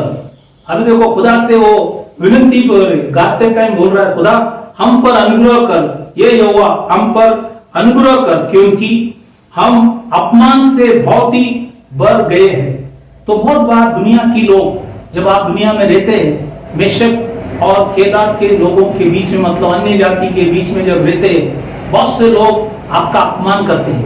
आप विश्वासी करके आपके घर वाले, बाहर वाले, पहचान वाले, जब आप मसीह के बारे में वो लोग जानता है या आप जब बताएंगे, बहुत से लोग आपके अपमान करता है। इसलिए ऐसे समय के अंदर आप क्या करें? तो आप एक प्रार्थना करना, जो यहाँ पे लिखा है कि हम पर अनुग्रह कर।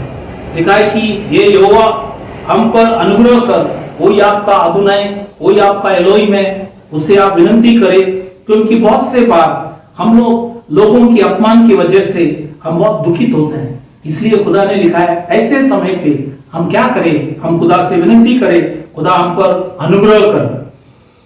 When we read further in Psalms 123 verse 3, it says, have mercy upon us, O Lord, O Yahweh, have mercy upon us, for we are exceedingly filled with the contempt. The word contempt in Hebrew it is called booz. Booz means disrespect, despised, shamed. So many a time we are shamed. We are living among the children of Kedar and the children of Meshach, that is Gentiles who don't believe God, who are not for peace. And many a times these people of the world, because you are in faith, because you believe God, many a time your own people, that is those who don't believe, they might have despised you, they might have shamed you many a times. And the people of the world whom you meet, they also shamed you. spoke a lot of evil things about you because you trust God, the only true and the living God. All these things, when you are going through, in the heart you can pray this prayer. You say, Lord, have mercy upon us. O Lord, have mercy upon us, for we are exceedingly filled with contempt. That is, we are ashamed, we are despised by the people of the world. When you speak this, because the children of Israel, they are also singing this song unto God and saying, God, when all these things happen, we also ask for mercy, and you are a merciful God, and God will give you strength to endure all this situation. तो ऐसे सब मुसीबत में भी जब आप अन्य जाति लोगों के बीच में जब रहते हैं, तब बहुत से लोग जब अपमान करते हैं, ये वचन बोलकर खुदा आपके जीवन में शांति, समाधान और दया करेंगे। आगे जब हम पढ़ेंगे 124वां वचन संहिता में जब आते हैं, चौथा और पांचवा वचन जब हम लोग पढ़ते हैं, 124, 4 और 5 जब हम लोग पढ़ते हैं, यहां पे देखो कुछ मुख्य वचन लिखा गया है। लिखा है कि हम उसी समय जल में डूब जाते और दारा में बह जाते। जल में बाइबल में लिखा है डूब जाते और दारा में बह जाते। उमड़ते जल में हम उसी समय भी बह जाते। अब ये उमड़ते जल और जल क्या है? आत्मिक तौर से आप पढ़ेंगे, जब आप प्रकाशित वाक्य 17वां अध्याय 15 वचन जब पढ़ेंगे, तो वहां पे लिखा गया कि ये जल क्या है। जल मतलब वहां पे 4 चीज बताया। जल मतलब लोग, नंबर 2 भीड़, नंबर 3 जातियां, नंबर 4 भाषाएं। तो ये दुनिया की जो लोग है, भीड़ है, जातियां हैं, ये आपको कभी भी क्या करेंगे? ये आपको डुबाने के लिए कोशिश करेंगे। बहुत से लोग आपको डुबाने के लिए, बहता हुआ धारा के अंदर बाइबल के अंदर लिखा है डालने के लिए, उमड़ता जल में बाइबल के अंदर लिखा है तुम बहने के लिए लोग बहुत से कोशिश करेंगे। ऐसे समय के अंदर भी बाइबल के अंदर लिखा है, ये जो लोग, मतलब ये पानी नहीं है, ये जल मतलब आत्मिक तौर से खुदा ने लिखा गया। तो ऐसे समय के अंदर आप 8वां वचन जब पढ़ेंगे, 124 का उसका 8वां वचन में क्या लिखा है? तब क्या प्रेयर करें? तो लिखा है, यहोवा जो आकाश और पृथ्वी का करता है, हमारी सहायता उसी के नाम से होती है। तो आप जैसे कई बार डूबने ऐसे लग रहा है आपको, लोग तुमको डुबा देंगे, मार देंगे, नाश करेंगे, क्योंकि बहुत से लोग आपको धमकी भी दिया होगा विश्वास के लिए, कि आपको धमकी दिया होगा, बहुत कुछ चीज बोला होगा। तो आज ये लोग या भीड़ या ये जातियां, ये भाषाएं, अलग अलग भाषा वाले भी है, ये सब आपको जब नाश करने के लिए, जल में डुबाने के लिए कोशिश करेंगे, उस टाइम खुदा याद दिला रहा है कि मैं आकाश और पृथ्वी का हूं और हमारी सहायता उसी के नाम से होती है। इसलिए हम ताबड़तोड़ खुदा से आकर प्रार्थना करें, विनती करें, तो गॉड तुम्हें ये जो बाइबल के अंदर लिखा है, जल से, लोगों से खुदा आपको बचाने के लिए योग्य खुदा है। क्योंकि मैंने एक वचन पहले बताया कि जो अपमान करते हैं, ये मैंने बताया कि ये इब्रानी भाषा, इब्रानी जो शब्द है वो है बूज। बूज मतलब ये है कि हमको अपमान किया गया, गिराया गया, निंदा किया गया। ऐसे समय के अंदर भी बाइबल में लिखा है हमारी सहायता उसी के नाम, यहोवा परमेश्वर जो आकाश पृथ्वी का परमेश्वर है, उसी से मिलता है।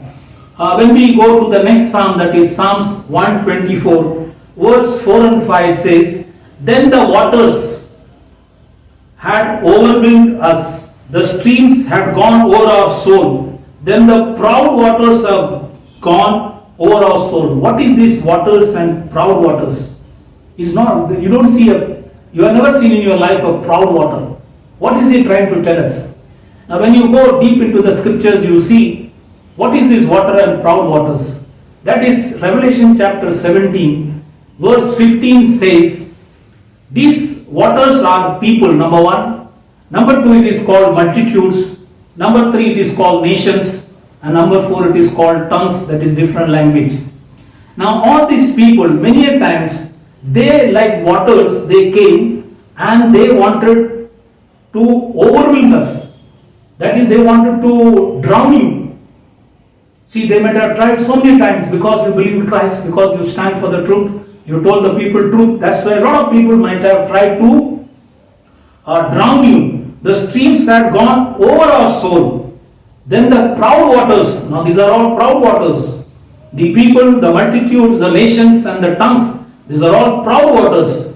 They have gone over my soul. And in that time, what you did, what God says in 124, Psalms 124, 8 says, our help is in the name of the Lord who made heaven and the earth. So you get a help in that time also. See, these are the songs that they sing when they come to Jerusalem. So on the way, they are telling God many times, the people of the world, the children of Meshach and the children of Kedar, that is Ishmaelite, the people who are Gentiles, who don't believe and trust God, they always try to drown us. They always try to, they were all proud people, and they always try to harm us and trouble us. But in that time also, God, you are our help. Our help is in the name of the Lord, and that is the God who helped us thus far. That's why they sing and come and give all glory to God. आगे हम जब जाएंगे, अब हम भजन 125 में जब आते हैं, और क्या क्या चीज इजरायली लोग गीत गाते हैं। ये गीत देखो, 125 दूसरा वचन जब लोग पढ़ते, वहां पे खुदा लिखता है कि देखो, जिस प्रकार यरूशलेम की चारों ओर पहाड़ है, यरूशलेम ऐसा जगह है कि चारों ओर पहाड़ है, तो ये लोग इजराइल लोग पहाड़, कई कई पहाड़ चढ़कर भी आते हैं, तो बहुत दुख भरा हुआ जीवन है, खुदा को मिलने के लिए आते हैं। बहुत बार पहाड़ चढ़ना है, फिर उतरना है, और वहां पे पत्थर है, बहुत कुछ चीज है, उसके अंदर चल के आते हैं। लेकिन गॉड बोला, ऐसे परिस्थिति के अंदर भी तुम्हारा पाव मैं गिरने देगा नहीं, कोई एक्सीडेंट नहीं होगा, क्योंकि मैं खुदा हूं, तुम्हारे पाव को भी मैं संभालेंगे। तो इसलिए इजराइल की चारों ओर पहाड़ है, ये पहाड़ से लोग, इजराइल भी एक पहाड़ है, वहां पे आते। तो लिखता है कि उसी प्रकार यहोवा अपनी प्रजा के चारों ओर अब से लेकर सर्वदा तक बना रहेगा। जैसा पहाड़ क्या करता है आपको, जैसे यरूशलेम को संभालता है, वैसे खुदा याद दिलाता है, मैं भी तुम्हारे बीच में, तुम्हारे जीवन में एक पहाड़ बनकर रहूंगा, ताकि मैं चारों ओर से, क्योंकि इजराइल, यरूशलेम चारों ओर से पहाड़ से घिरा हुआ है, तो वैसे गॉड लिखता है, जैसे लोग तुमको दबाने के लिए तुम्हारे विरुद्ध खड़े होते, तुमको नाश करने के लिए कोशिश करते, ऐसे टाइम में मैं, जब लिखा है कि मैं चारों ओर, बाइबल के अंदर लिखा है, अब से लेकर, मतलब आज जब लोग पर्व में आते, उस दिन से लेकर तुम्हारे मरण तक, मतलब अगर रोज आप हर साल आएंगे, परमेश्वर को धन्यवाद देंगे, तो 70 साल 80 साल तुमको जरूर मैं लेके आऊंगा, और मैं तुम्हें ये सब लोगों से तुमको बचाता रहूंगा। इसलिए यहाँ पे ये वचन लिखा गया।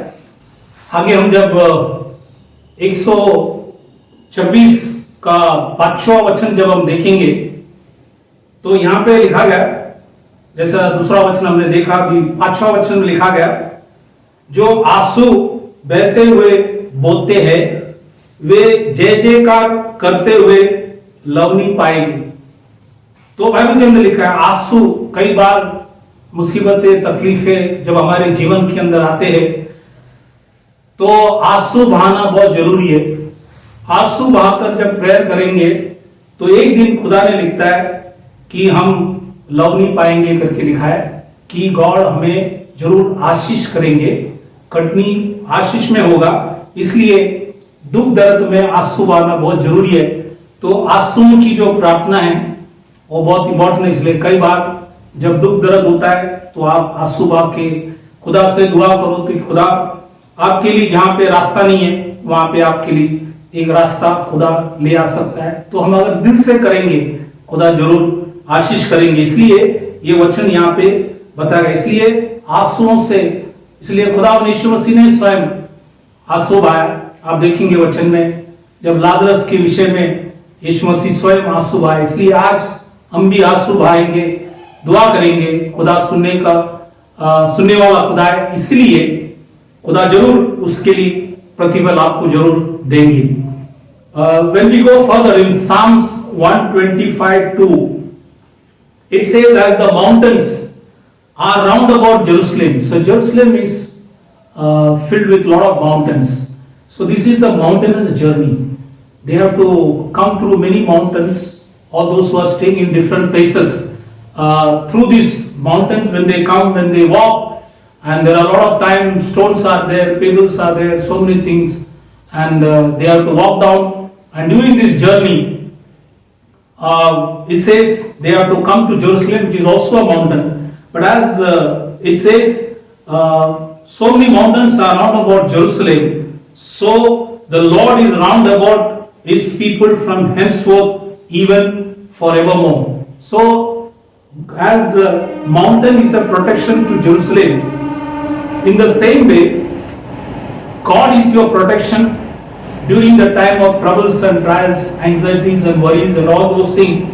He is round about His people, He says, from henceforth, even forevermore. So when you take this journey of the feast, you come all the way for this feast of tabernacle or the feast of Sukkot or the feast of Shavuot or the feast of unleavened bread or all the other feasts also you attend, then God says He is round about His people from henceforth even forever. That means in the year you keep all these 9 feasts, all the 7 feasts that are there, totally 9 are there. If you keep all these feasts, it is always a blessing, and then God is round about you. That's why He says further in Psalms 126 verse 5 says, they that sow in tears shall reap in joy.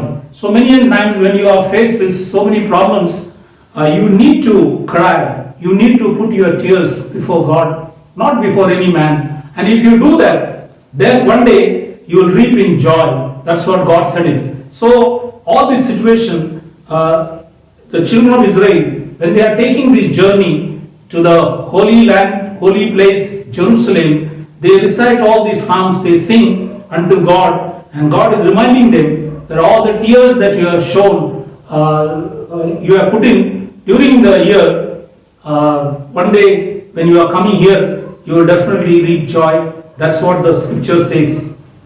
तो आज हमने इस वचनों को देखा गया कि खुदा ने ये सारी बातों को यहाँ पे लिखे गए। तो आज 125 2 वचन भी हमने पढ़े और 126 इसका 5वां वचन जो हमने पढ़े। अब हम जाएंगे 127वां अध्याय उसका पहला वचन। ये लिखता है यहाँ पे 127 इसका पहला वचन में लिखता है कि यदि घर को यहोवा न बनाए तो उसके बनाने वाले का परिश्रम व्यर्थ होगा। यदि नगर को रक्षा यहोवा न करे तो रखवाले का जागना व्यर्थ ही होगा। तो परमेश्वर का भवन खुदा ही बनाता है। इसलिए हर बार आप देखेंगे खुदा ने परमेश्वर का भवन बनाया। मतलब आप देखो जब तंबू बनाए मूसा के टाइम खुदा ने बनाया। मतलब खुदा अपने लोगों को चुनते हैं, जैसा मूसा को चुना, एरन को चुना, बेजालियल को चुने, एहोलियाब को चुने, उनको समझ बुद्धि ज्ञान दिए और बुद्धिमान लोग, बुद्धिमान स्त्री सबको चुनकर खुदा ने अपना काम खुदा करके लेता है। वैसे सुलेमान का टाइम भी वैसे किए, इज़रा नेहमिया और ज़रुब्बाबेल के टाइम में वैसे किए, पेंटिकॉस्ट के टाइम में वैसे किए। इसलिए अंत में भी खुदा बाइबल के अंदर लिखा है वो भवन बनाएंगे। इसलिए लिखता है कि अगर यहोवा घर न बनाए तो उसका बनाने वाले का परिश्रम क्या है? व्यर्थ है। अगर नगर को बाइबल के अंदर लिखा है यहोवा रक्षा न करे तो रखवाला जाग के बैठेंगे, वो सब व्यर्थ है, उसे कुछ फायदा नहीं। इसलिए सब करने वाला वो है। इसलिए ये वचन यहाँ पे लिखा गया। Psalms 127:1 when we read it, it says, except the Lord build the house, they labor in vain that build it.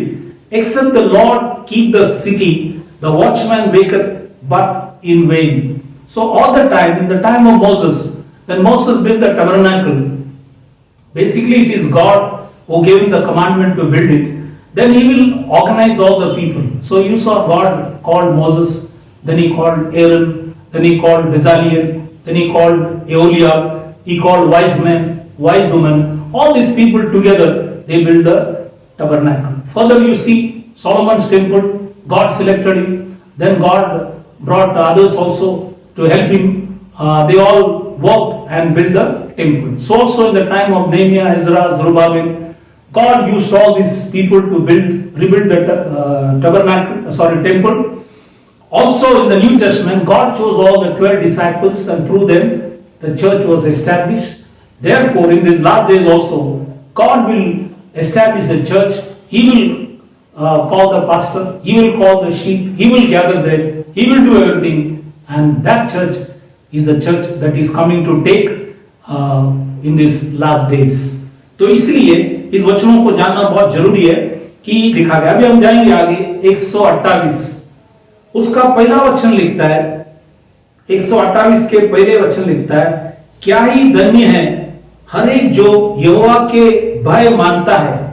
तो जो भी यहोवा की भय मानता है वो बाइबल में लिखा है धन्य है, और उसके मार्ग पर चलता है। हाँ, उसके मार्ग में चलना है, अपनी मार्ग में नहीं, उसके मार्ग में अगर चलेगा तो धन्य है।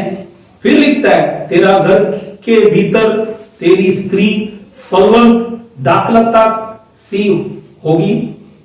और लिखता है, तेरे मेज के चारों ओर तेरे बालक जलपाई के पौधे से होगा।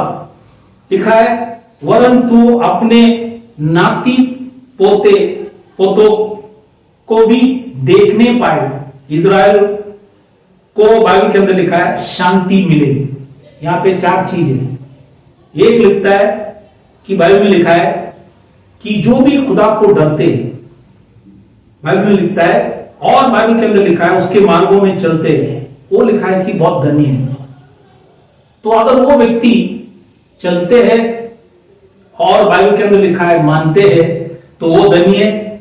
उसका जो बीवी स्त्री जो है वो भी बाइबल में लिखा है फलवंत दाखलता है, और उसको फल देंगे, मतलब बच्चे देंगे। और बाइबल में लिखा है वो बच्चे भी बाइबल में लिखा है जलपाई की पौधे के समान होगा। और ये फैमिली मिलकर लिखता है आगे, अपने नाती पोतों को भी देखने पाए। बहुत बार आप देखा होगा, बहुत से फैमिली में कई बार माँ बाप बच्चे को देख नहीं पाए, बच्चे चले गए। कई बार उनको नाती पोते भी दिखते नहीं है, वो भी वो देखने पाए। ऐसे बहुत से संदर्भ आपने सुना होगा। ये परमेश्वर की इच्छा नहीं, परमेश्वर की इच्छा है जिसने अगर तुमको इस धरती में ले आया।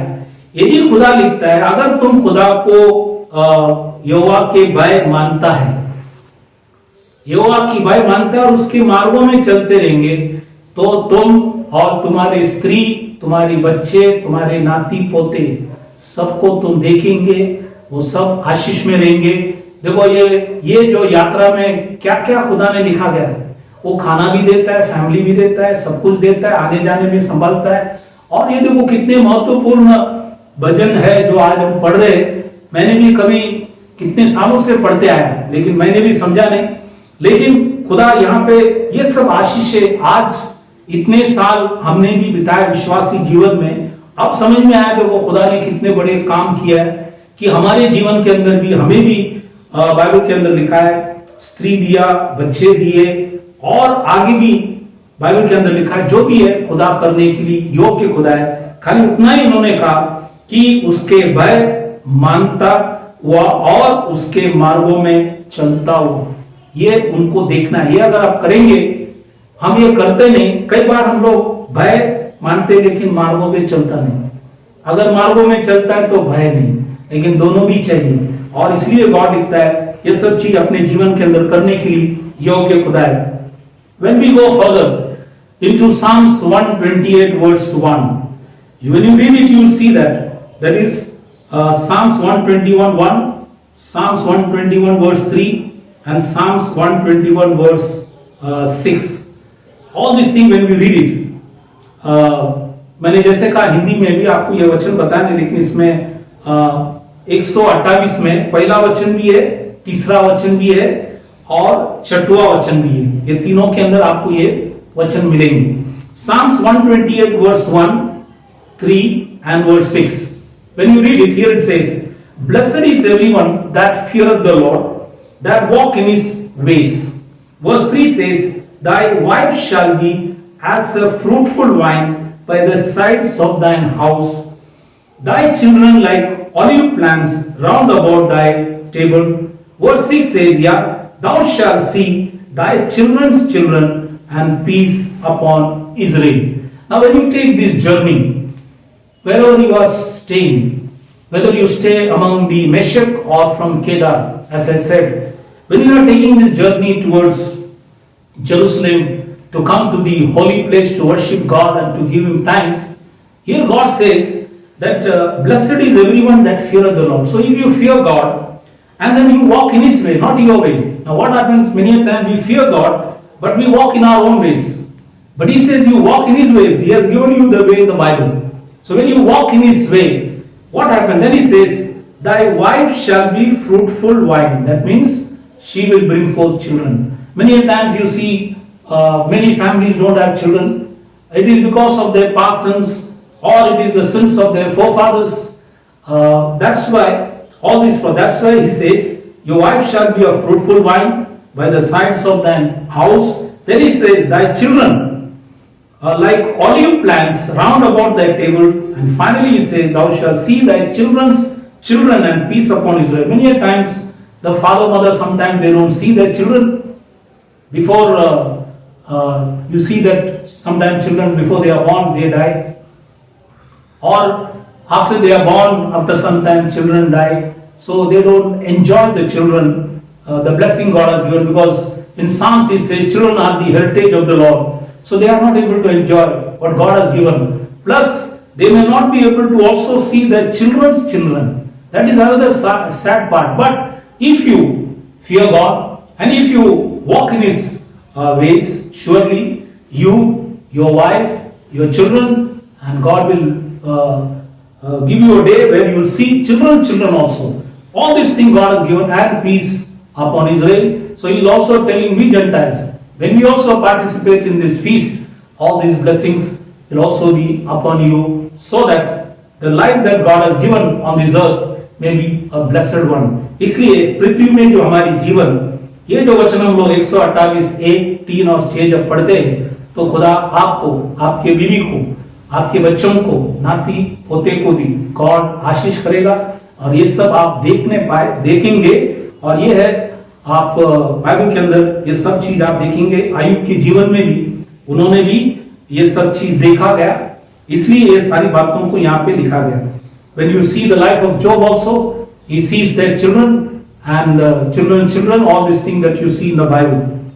अब हम 129वां अध्याय में जब जाएंगे, इसका दूसरा वचन के अंदर लिखा गया, मेरे बचपन से वे मुझको बार बार क्लेश देता तो आया है, परंतु मुझ पर प्रबल नहीं हुए। बोलता है प्रबल नहीं हुए। फिर 129वां अध्याय तीसरा वचन में लिखता है कि हल वालों ने मेरे पीठ के ऊपर हल चलाया और लंबी लंबी रेखाएं की, मतलब खड्डे किया।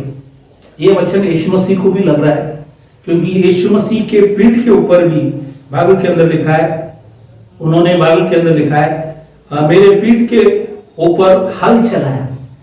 समझे? ऐसे आज आपकी जीवन के अंदर भी बहुत से लोग, बाइबल के अंदर लिखा है, हल चलाते, आपका पीठ, आपका जीवन को इस्तेमाल कर बहुत से फायदा लोग उठाएंगे।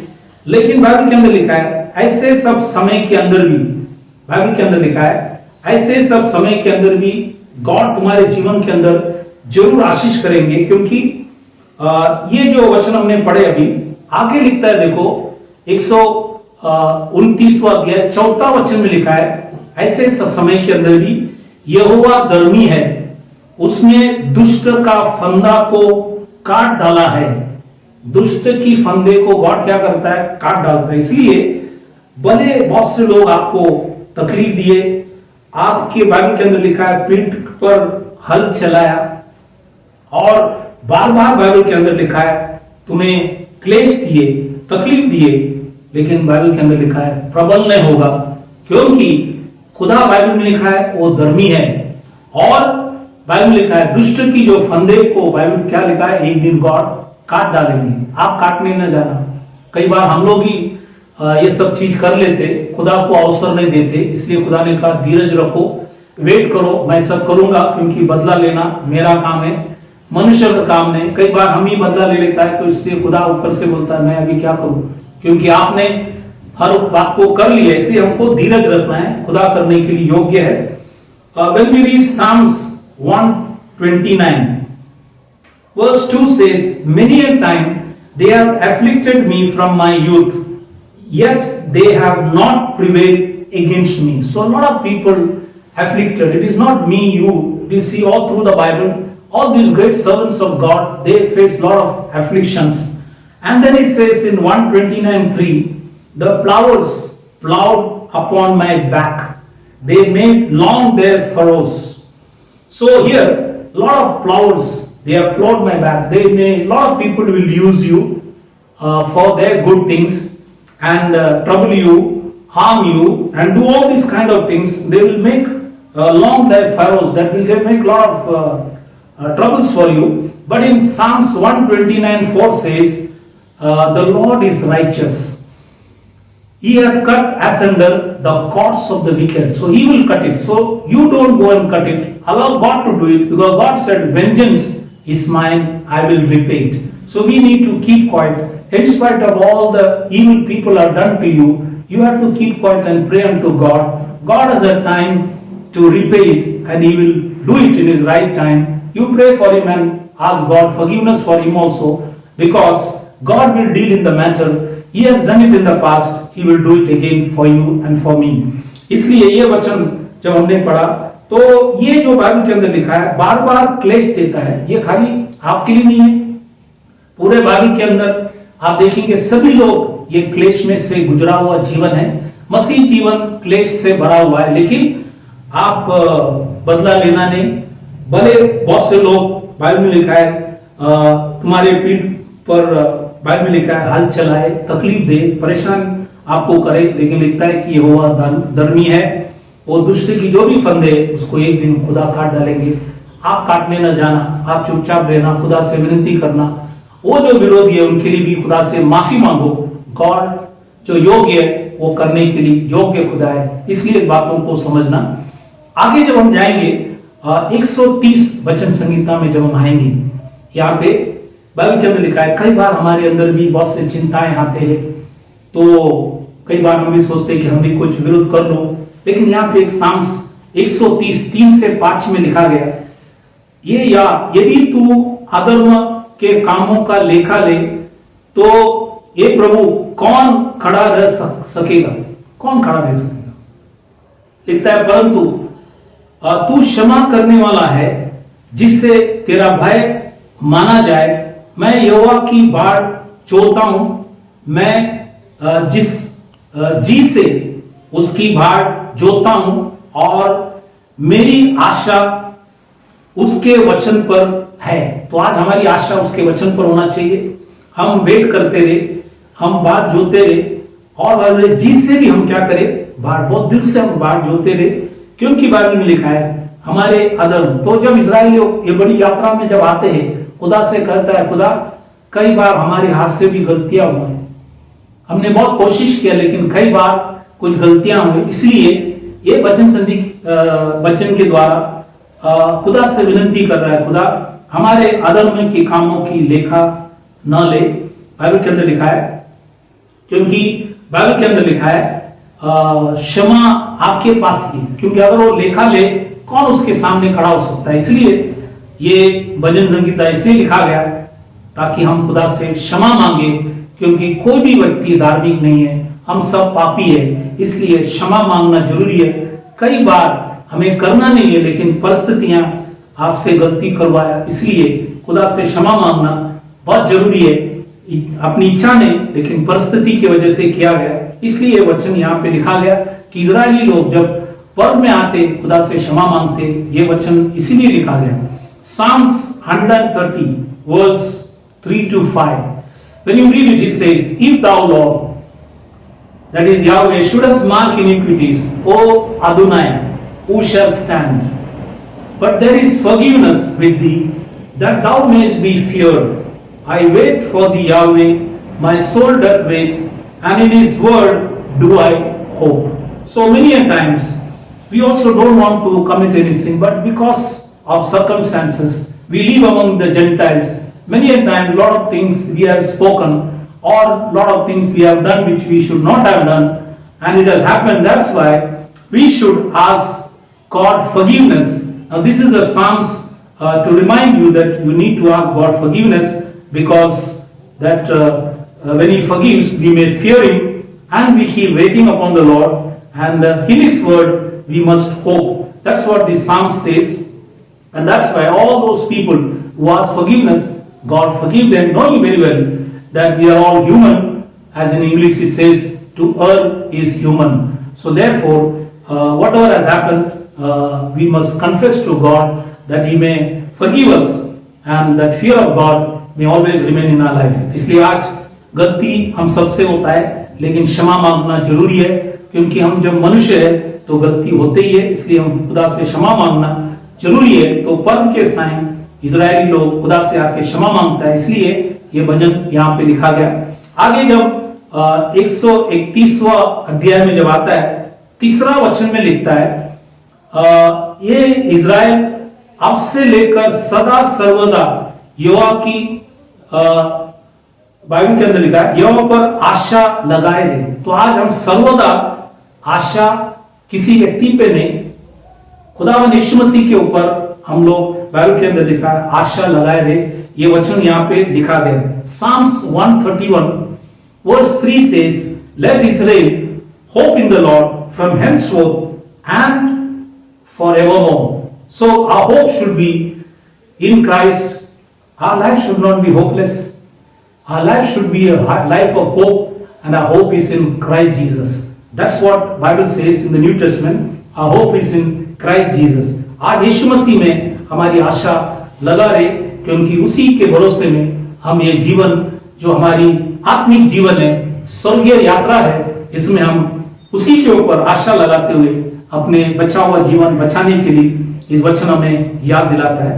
अब हम 132 में जब जाएंगे, उसका 7वां वचन लिखता है, आओ हम उसके निवास में प्रवेश करें, हम उसके चरणों की चौकी के आगे दंडवत करें। तो आज हम आकर क्या करें? तो आज देखो, जब यरूशलेम मंदिर के नजदीक आए, तब लिखता है यहाँ पे कि हम आकर क्या करें? उसको दंडवत करें।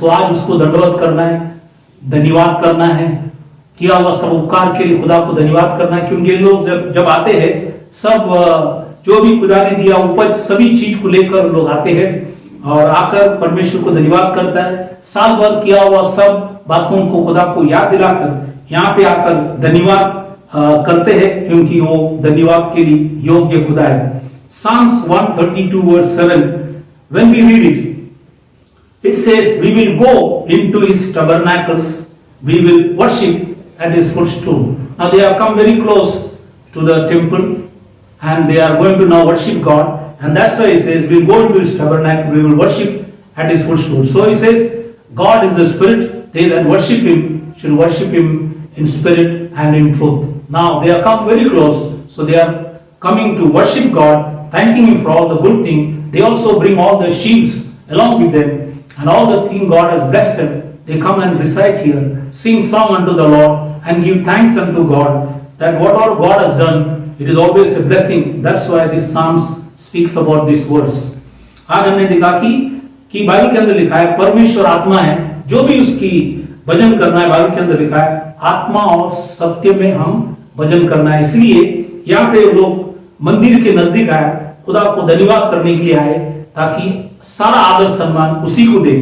अब हम आगे जाएंगे, साम्स भजन संगीता 133 में पहला वचन लिखता है, देखो ये क्या ही बड़ी और मनोहर बात है कि भाई लोग आपस में मिले रहे।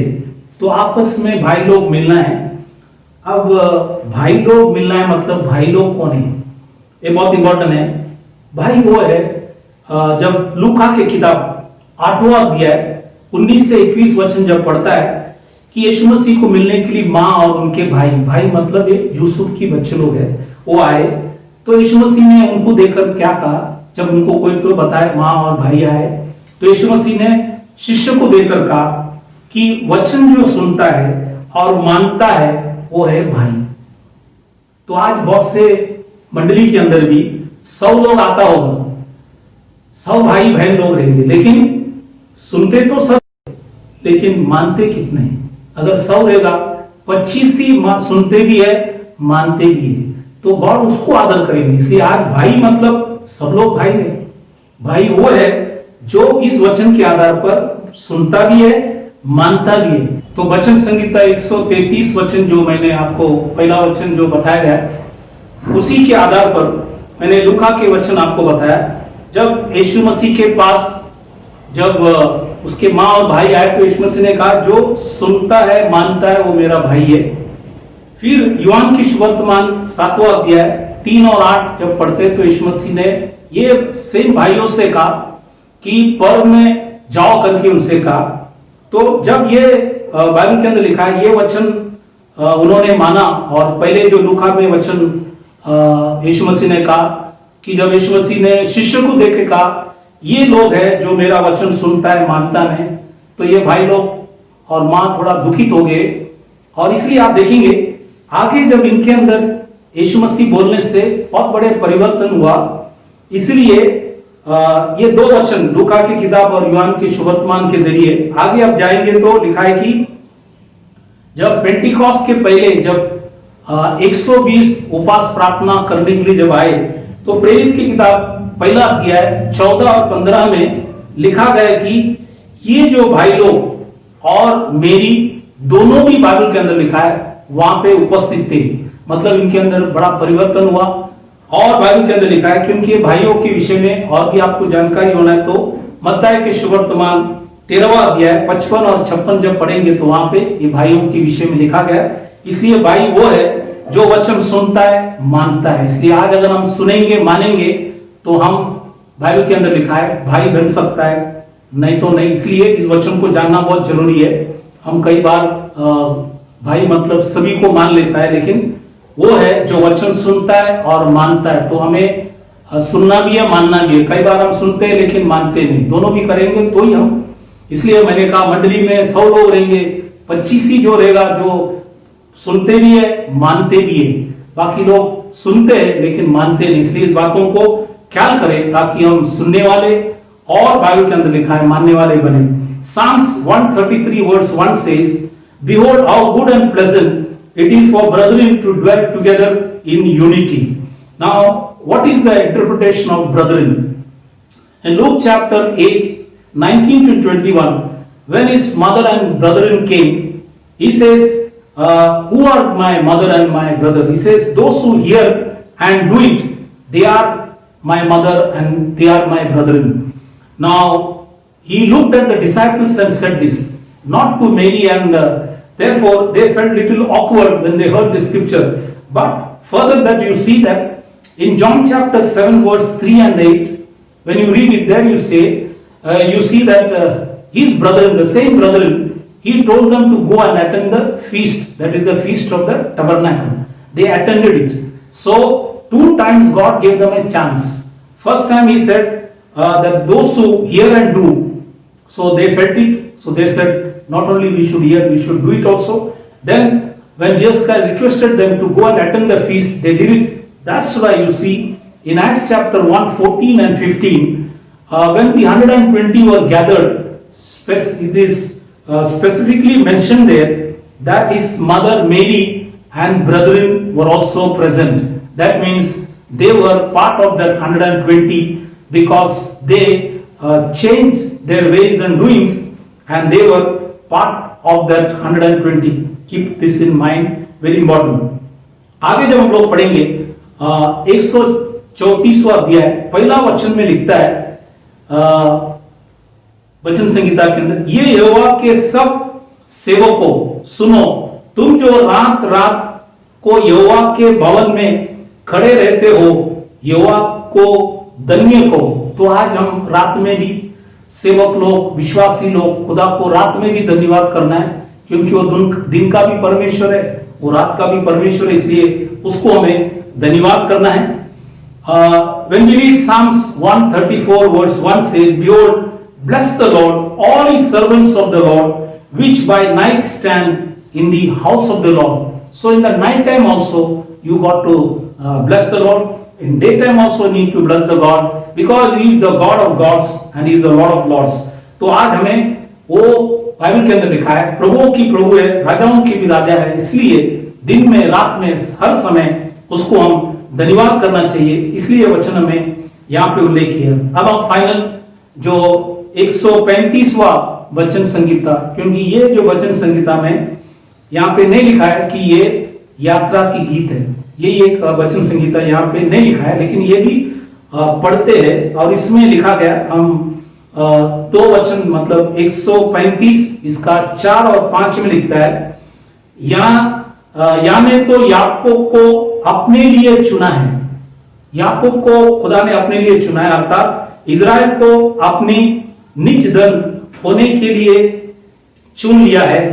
मैं तो जानता हूं कि हमारा प्रभु यहोवा सब देवताओं से महान है, इसलिए वो सब देवताओं से महान है। इसलिए आज ये पर्व में गॉड तुम्हें याद दिलाता है वो एक ही खुदा है, उसको छोड़कर और कोई नहीं। इसलिए ये वचन संहिता जब वो लोग समाप्त करने आ रहे, यात्रा की समाप्ति में यात्रा कर जब यरूशलेम मंदिर में आए, तो आखिरी वचन जब पढ़ते तो ये है कि बाइबल के अंदर लिखा है खुदा ने याकूब को भी चुना है, इजराइल को भी चुना है, और लिखता है सब देवताओं से महान है, इसलिए उस खुदा को धन्यवाद करना है। फिर 135 उसका 13 वचन में लिखता है, ये यहोवा तेरा नाम सदा स्थिर है, ये यहोवा जिस नाम से तेरा स्मरण होता है वो पीढ़ी पीढ़ी बना रहेंगे। तो पीढ़ी पीढ़ी से ये नाम बना है, इसलिए आज हम भी खुदा याद दिलाता है कि आज हम बाइबल के अंदर जैसे याकूब की चुना, इजराइल को चुने, तो आपको भी खुदा ने चुना है, और इसलिए उसी का ही दंडवत करना है, क्योंकि बाइबल के सब देवताओं से वो बहुत महान है। इसलिए ये वचन यहाँ पे लिखा गया, इसलिए लिखता है कि उसका नाम बाइबल के अंदर लिखा है सदा स्थिर है, वो ना बदलता परमेश्वर है, और लिखता है पीढ़ी पीढ़ी से हम बाइबल के अंदर लिखा है उसके स्मरण करते रहे, ताकि सारा आदर सम्मान हम उसी को दे। When we read, come to the close, that is Psalms 135, verse 4 and 5. This is the closing Psalms while they take this journey. Degree means when they come to Jerusalem for the feast. Now here it is not written on top after 135. You don't read Song of Degrees. It is missing here, but yet they read these Psalms because these scriptures what I am going to read is very important. Here it says in Psalms 135 verse 4 and 5 says, for the Lord has chosen Jacob unto himself and Israel for his peculiar treasure. For I know that the Lord is great and that our God, Lord, is above all gods. That's why when they come to Jerusalem, they realize that He is the only one God and there is no other God. And He had chosen Jacob and Israel is His peculiar treasure. And then He says in Psalms 135:13 it says, Thy name, O Lord, endureth forever, and Thy memorials, O Lord, throughout all generations. So from all generation, His name endureth forever, and only that name is the name of Yeshua HaMashiach. That's why when they come to the close of this journey, this is the last Psalms that they say unto God, and they realize that God has chosen them, Jacob and Israel, and He is the Lord above all gods. That's what He says, and His name endureth forever. That's why not only they, God says, you and I, Gentiles, we are also being chosen. We are also His peculiar treasure, and therefore His name endureth forever. He is a God above all gods. Therefore, He is reminding us we must worship the only one true God, whose name is Yeshua the Messiah. इसलिए इस वचन के द्वारा मैं आज यहाँ पे ये जो छठवां भाग जो है मैं यहाँ पे समाप्त करता हूँ, और विशेष करके जो आज मैंने भजन संगीता जो आपको बताया सिखाया, आज मैं भी बहुत खुश इसलिए हूँ कि मुझे भी ये बात नहीं जानते थे, लेकिन खुदा ने प्रकाशित किया, इसलिए मैं खुदा को धन्यवाद करता हूँ। और मैं समझता हूँ कि आपके लिए भी ये आशीष का कारण होगा, और इसलिए ये पर्व कितना मुख्य है, इसमें भाग लेना और ये हमें मानना और मानकर चलना कितना महत्वपूर्ण है, आप ये जाना होगा। और आपके जो भी शंकाएं कि पर्व को रखो या नहीं रखो, आज ये आपके माइंड इसी के द्वारा मन साफ होना चाहिए और समझना चाहिए कि ये बहुत मुख्य है। इसी के द्वारा खुदा सारा जीवन आपकी आशीष करेंगे। और मैंने सारी बातों को बताया, तो गॉड आप सबों को आशीष करे। So today as we come to the close of this 6th part, I showed you all about Psalms, how important it is to keep this feast, so that there is always a blessing and God will protect you and take care of you when you honor God. So all the doubts that you have, whether we should keep the feast or not, today I have cleared it from the scriptures. It has also been a blessing to me and I believe it will also be a blessing to you. So may God bless you. तो आज हम आखिरी में सभी लोगों के लिए हम लोग दुआ करें ताकि खुदा आप सबों को आशीष करे, आशीर्वाद करे, ताकि ये वचन आपके लिए एक बढ़ोतरी हमारे आत्मिक जीवन के अंदर, एक बढ़ोतरी हमारे जीवन के अंदर होना चाहिए। इसके लिए हम प्रार्थना करें। और यदि कोई दुखित, बीमार, तकलीफ, परेशानी में आज भी है तो उनके लिए हम लोग दुआ करेंगे। तो आइए हम प्रार्थना करेंगे। Hallelujah, hallelujah. खुदावन यीशु मसीह, राजाओं का राजा, प्रभुओं का प्रभु, दिया हुआ वचन के लिए खुदावन धन्यवाद करता हूं। आज हम आपको दंडवत करते, हम आज को धन्यवाद करते क्योंकि खुदावन आपने हमें सारी बातों को समझाया। ये भजन जो हमने बताया गया कितने महत्वपूर्ण है कि आज हमें भी आपने पर्व के विषय में सारी बातों को समझा। इसलिए खुदावन आपको धन्यवाद करते। आज जितने भी भाई बहन इस वचनों को सुनते, यदि हमारे बीच में कोई भाई बहन दुखित, बीमार, तकलीफ, परेशानी, संकट, मुसीबत, अलग अलग समस्या में, हम प्रार्थना करें खुदावन इस वचन से लोगों को चंगाई कर। और प्रभु आपने बाइबल के अंदर लिखा है, खाए हुए फटके से उनको चंगाई कर, आपने भाई और लोग से उनकी सारी अपराधों को क्षमा कर और उन्हें तेरे मार्गों में तेरी इच्छा से चला।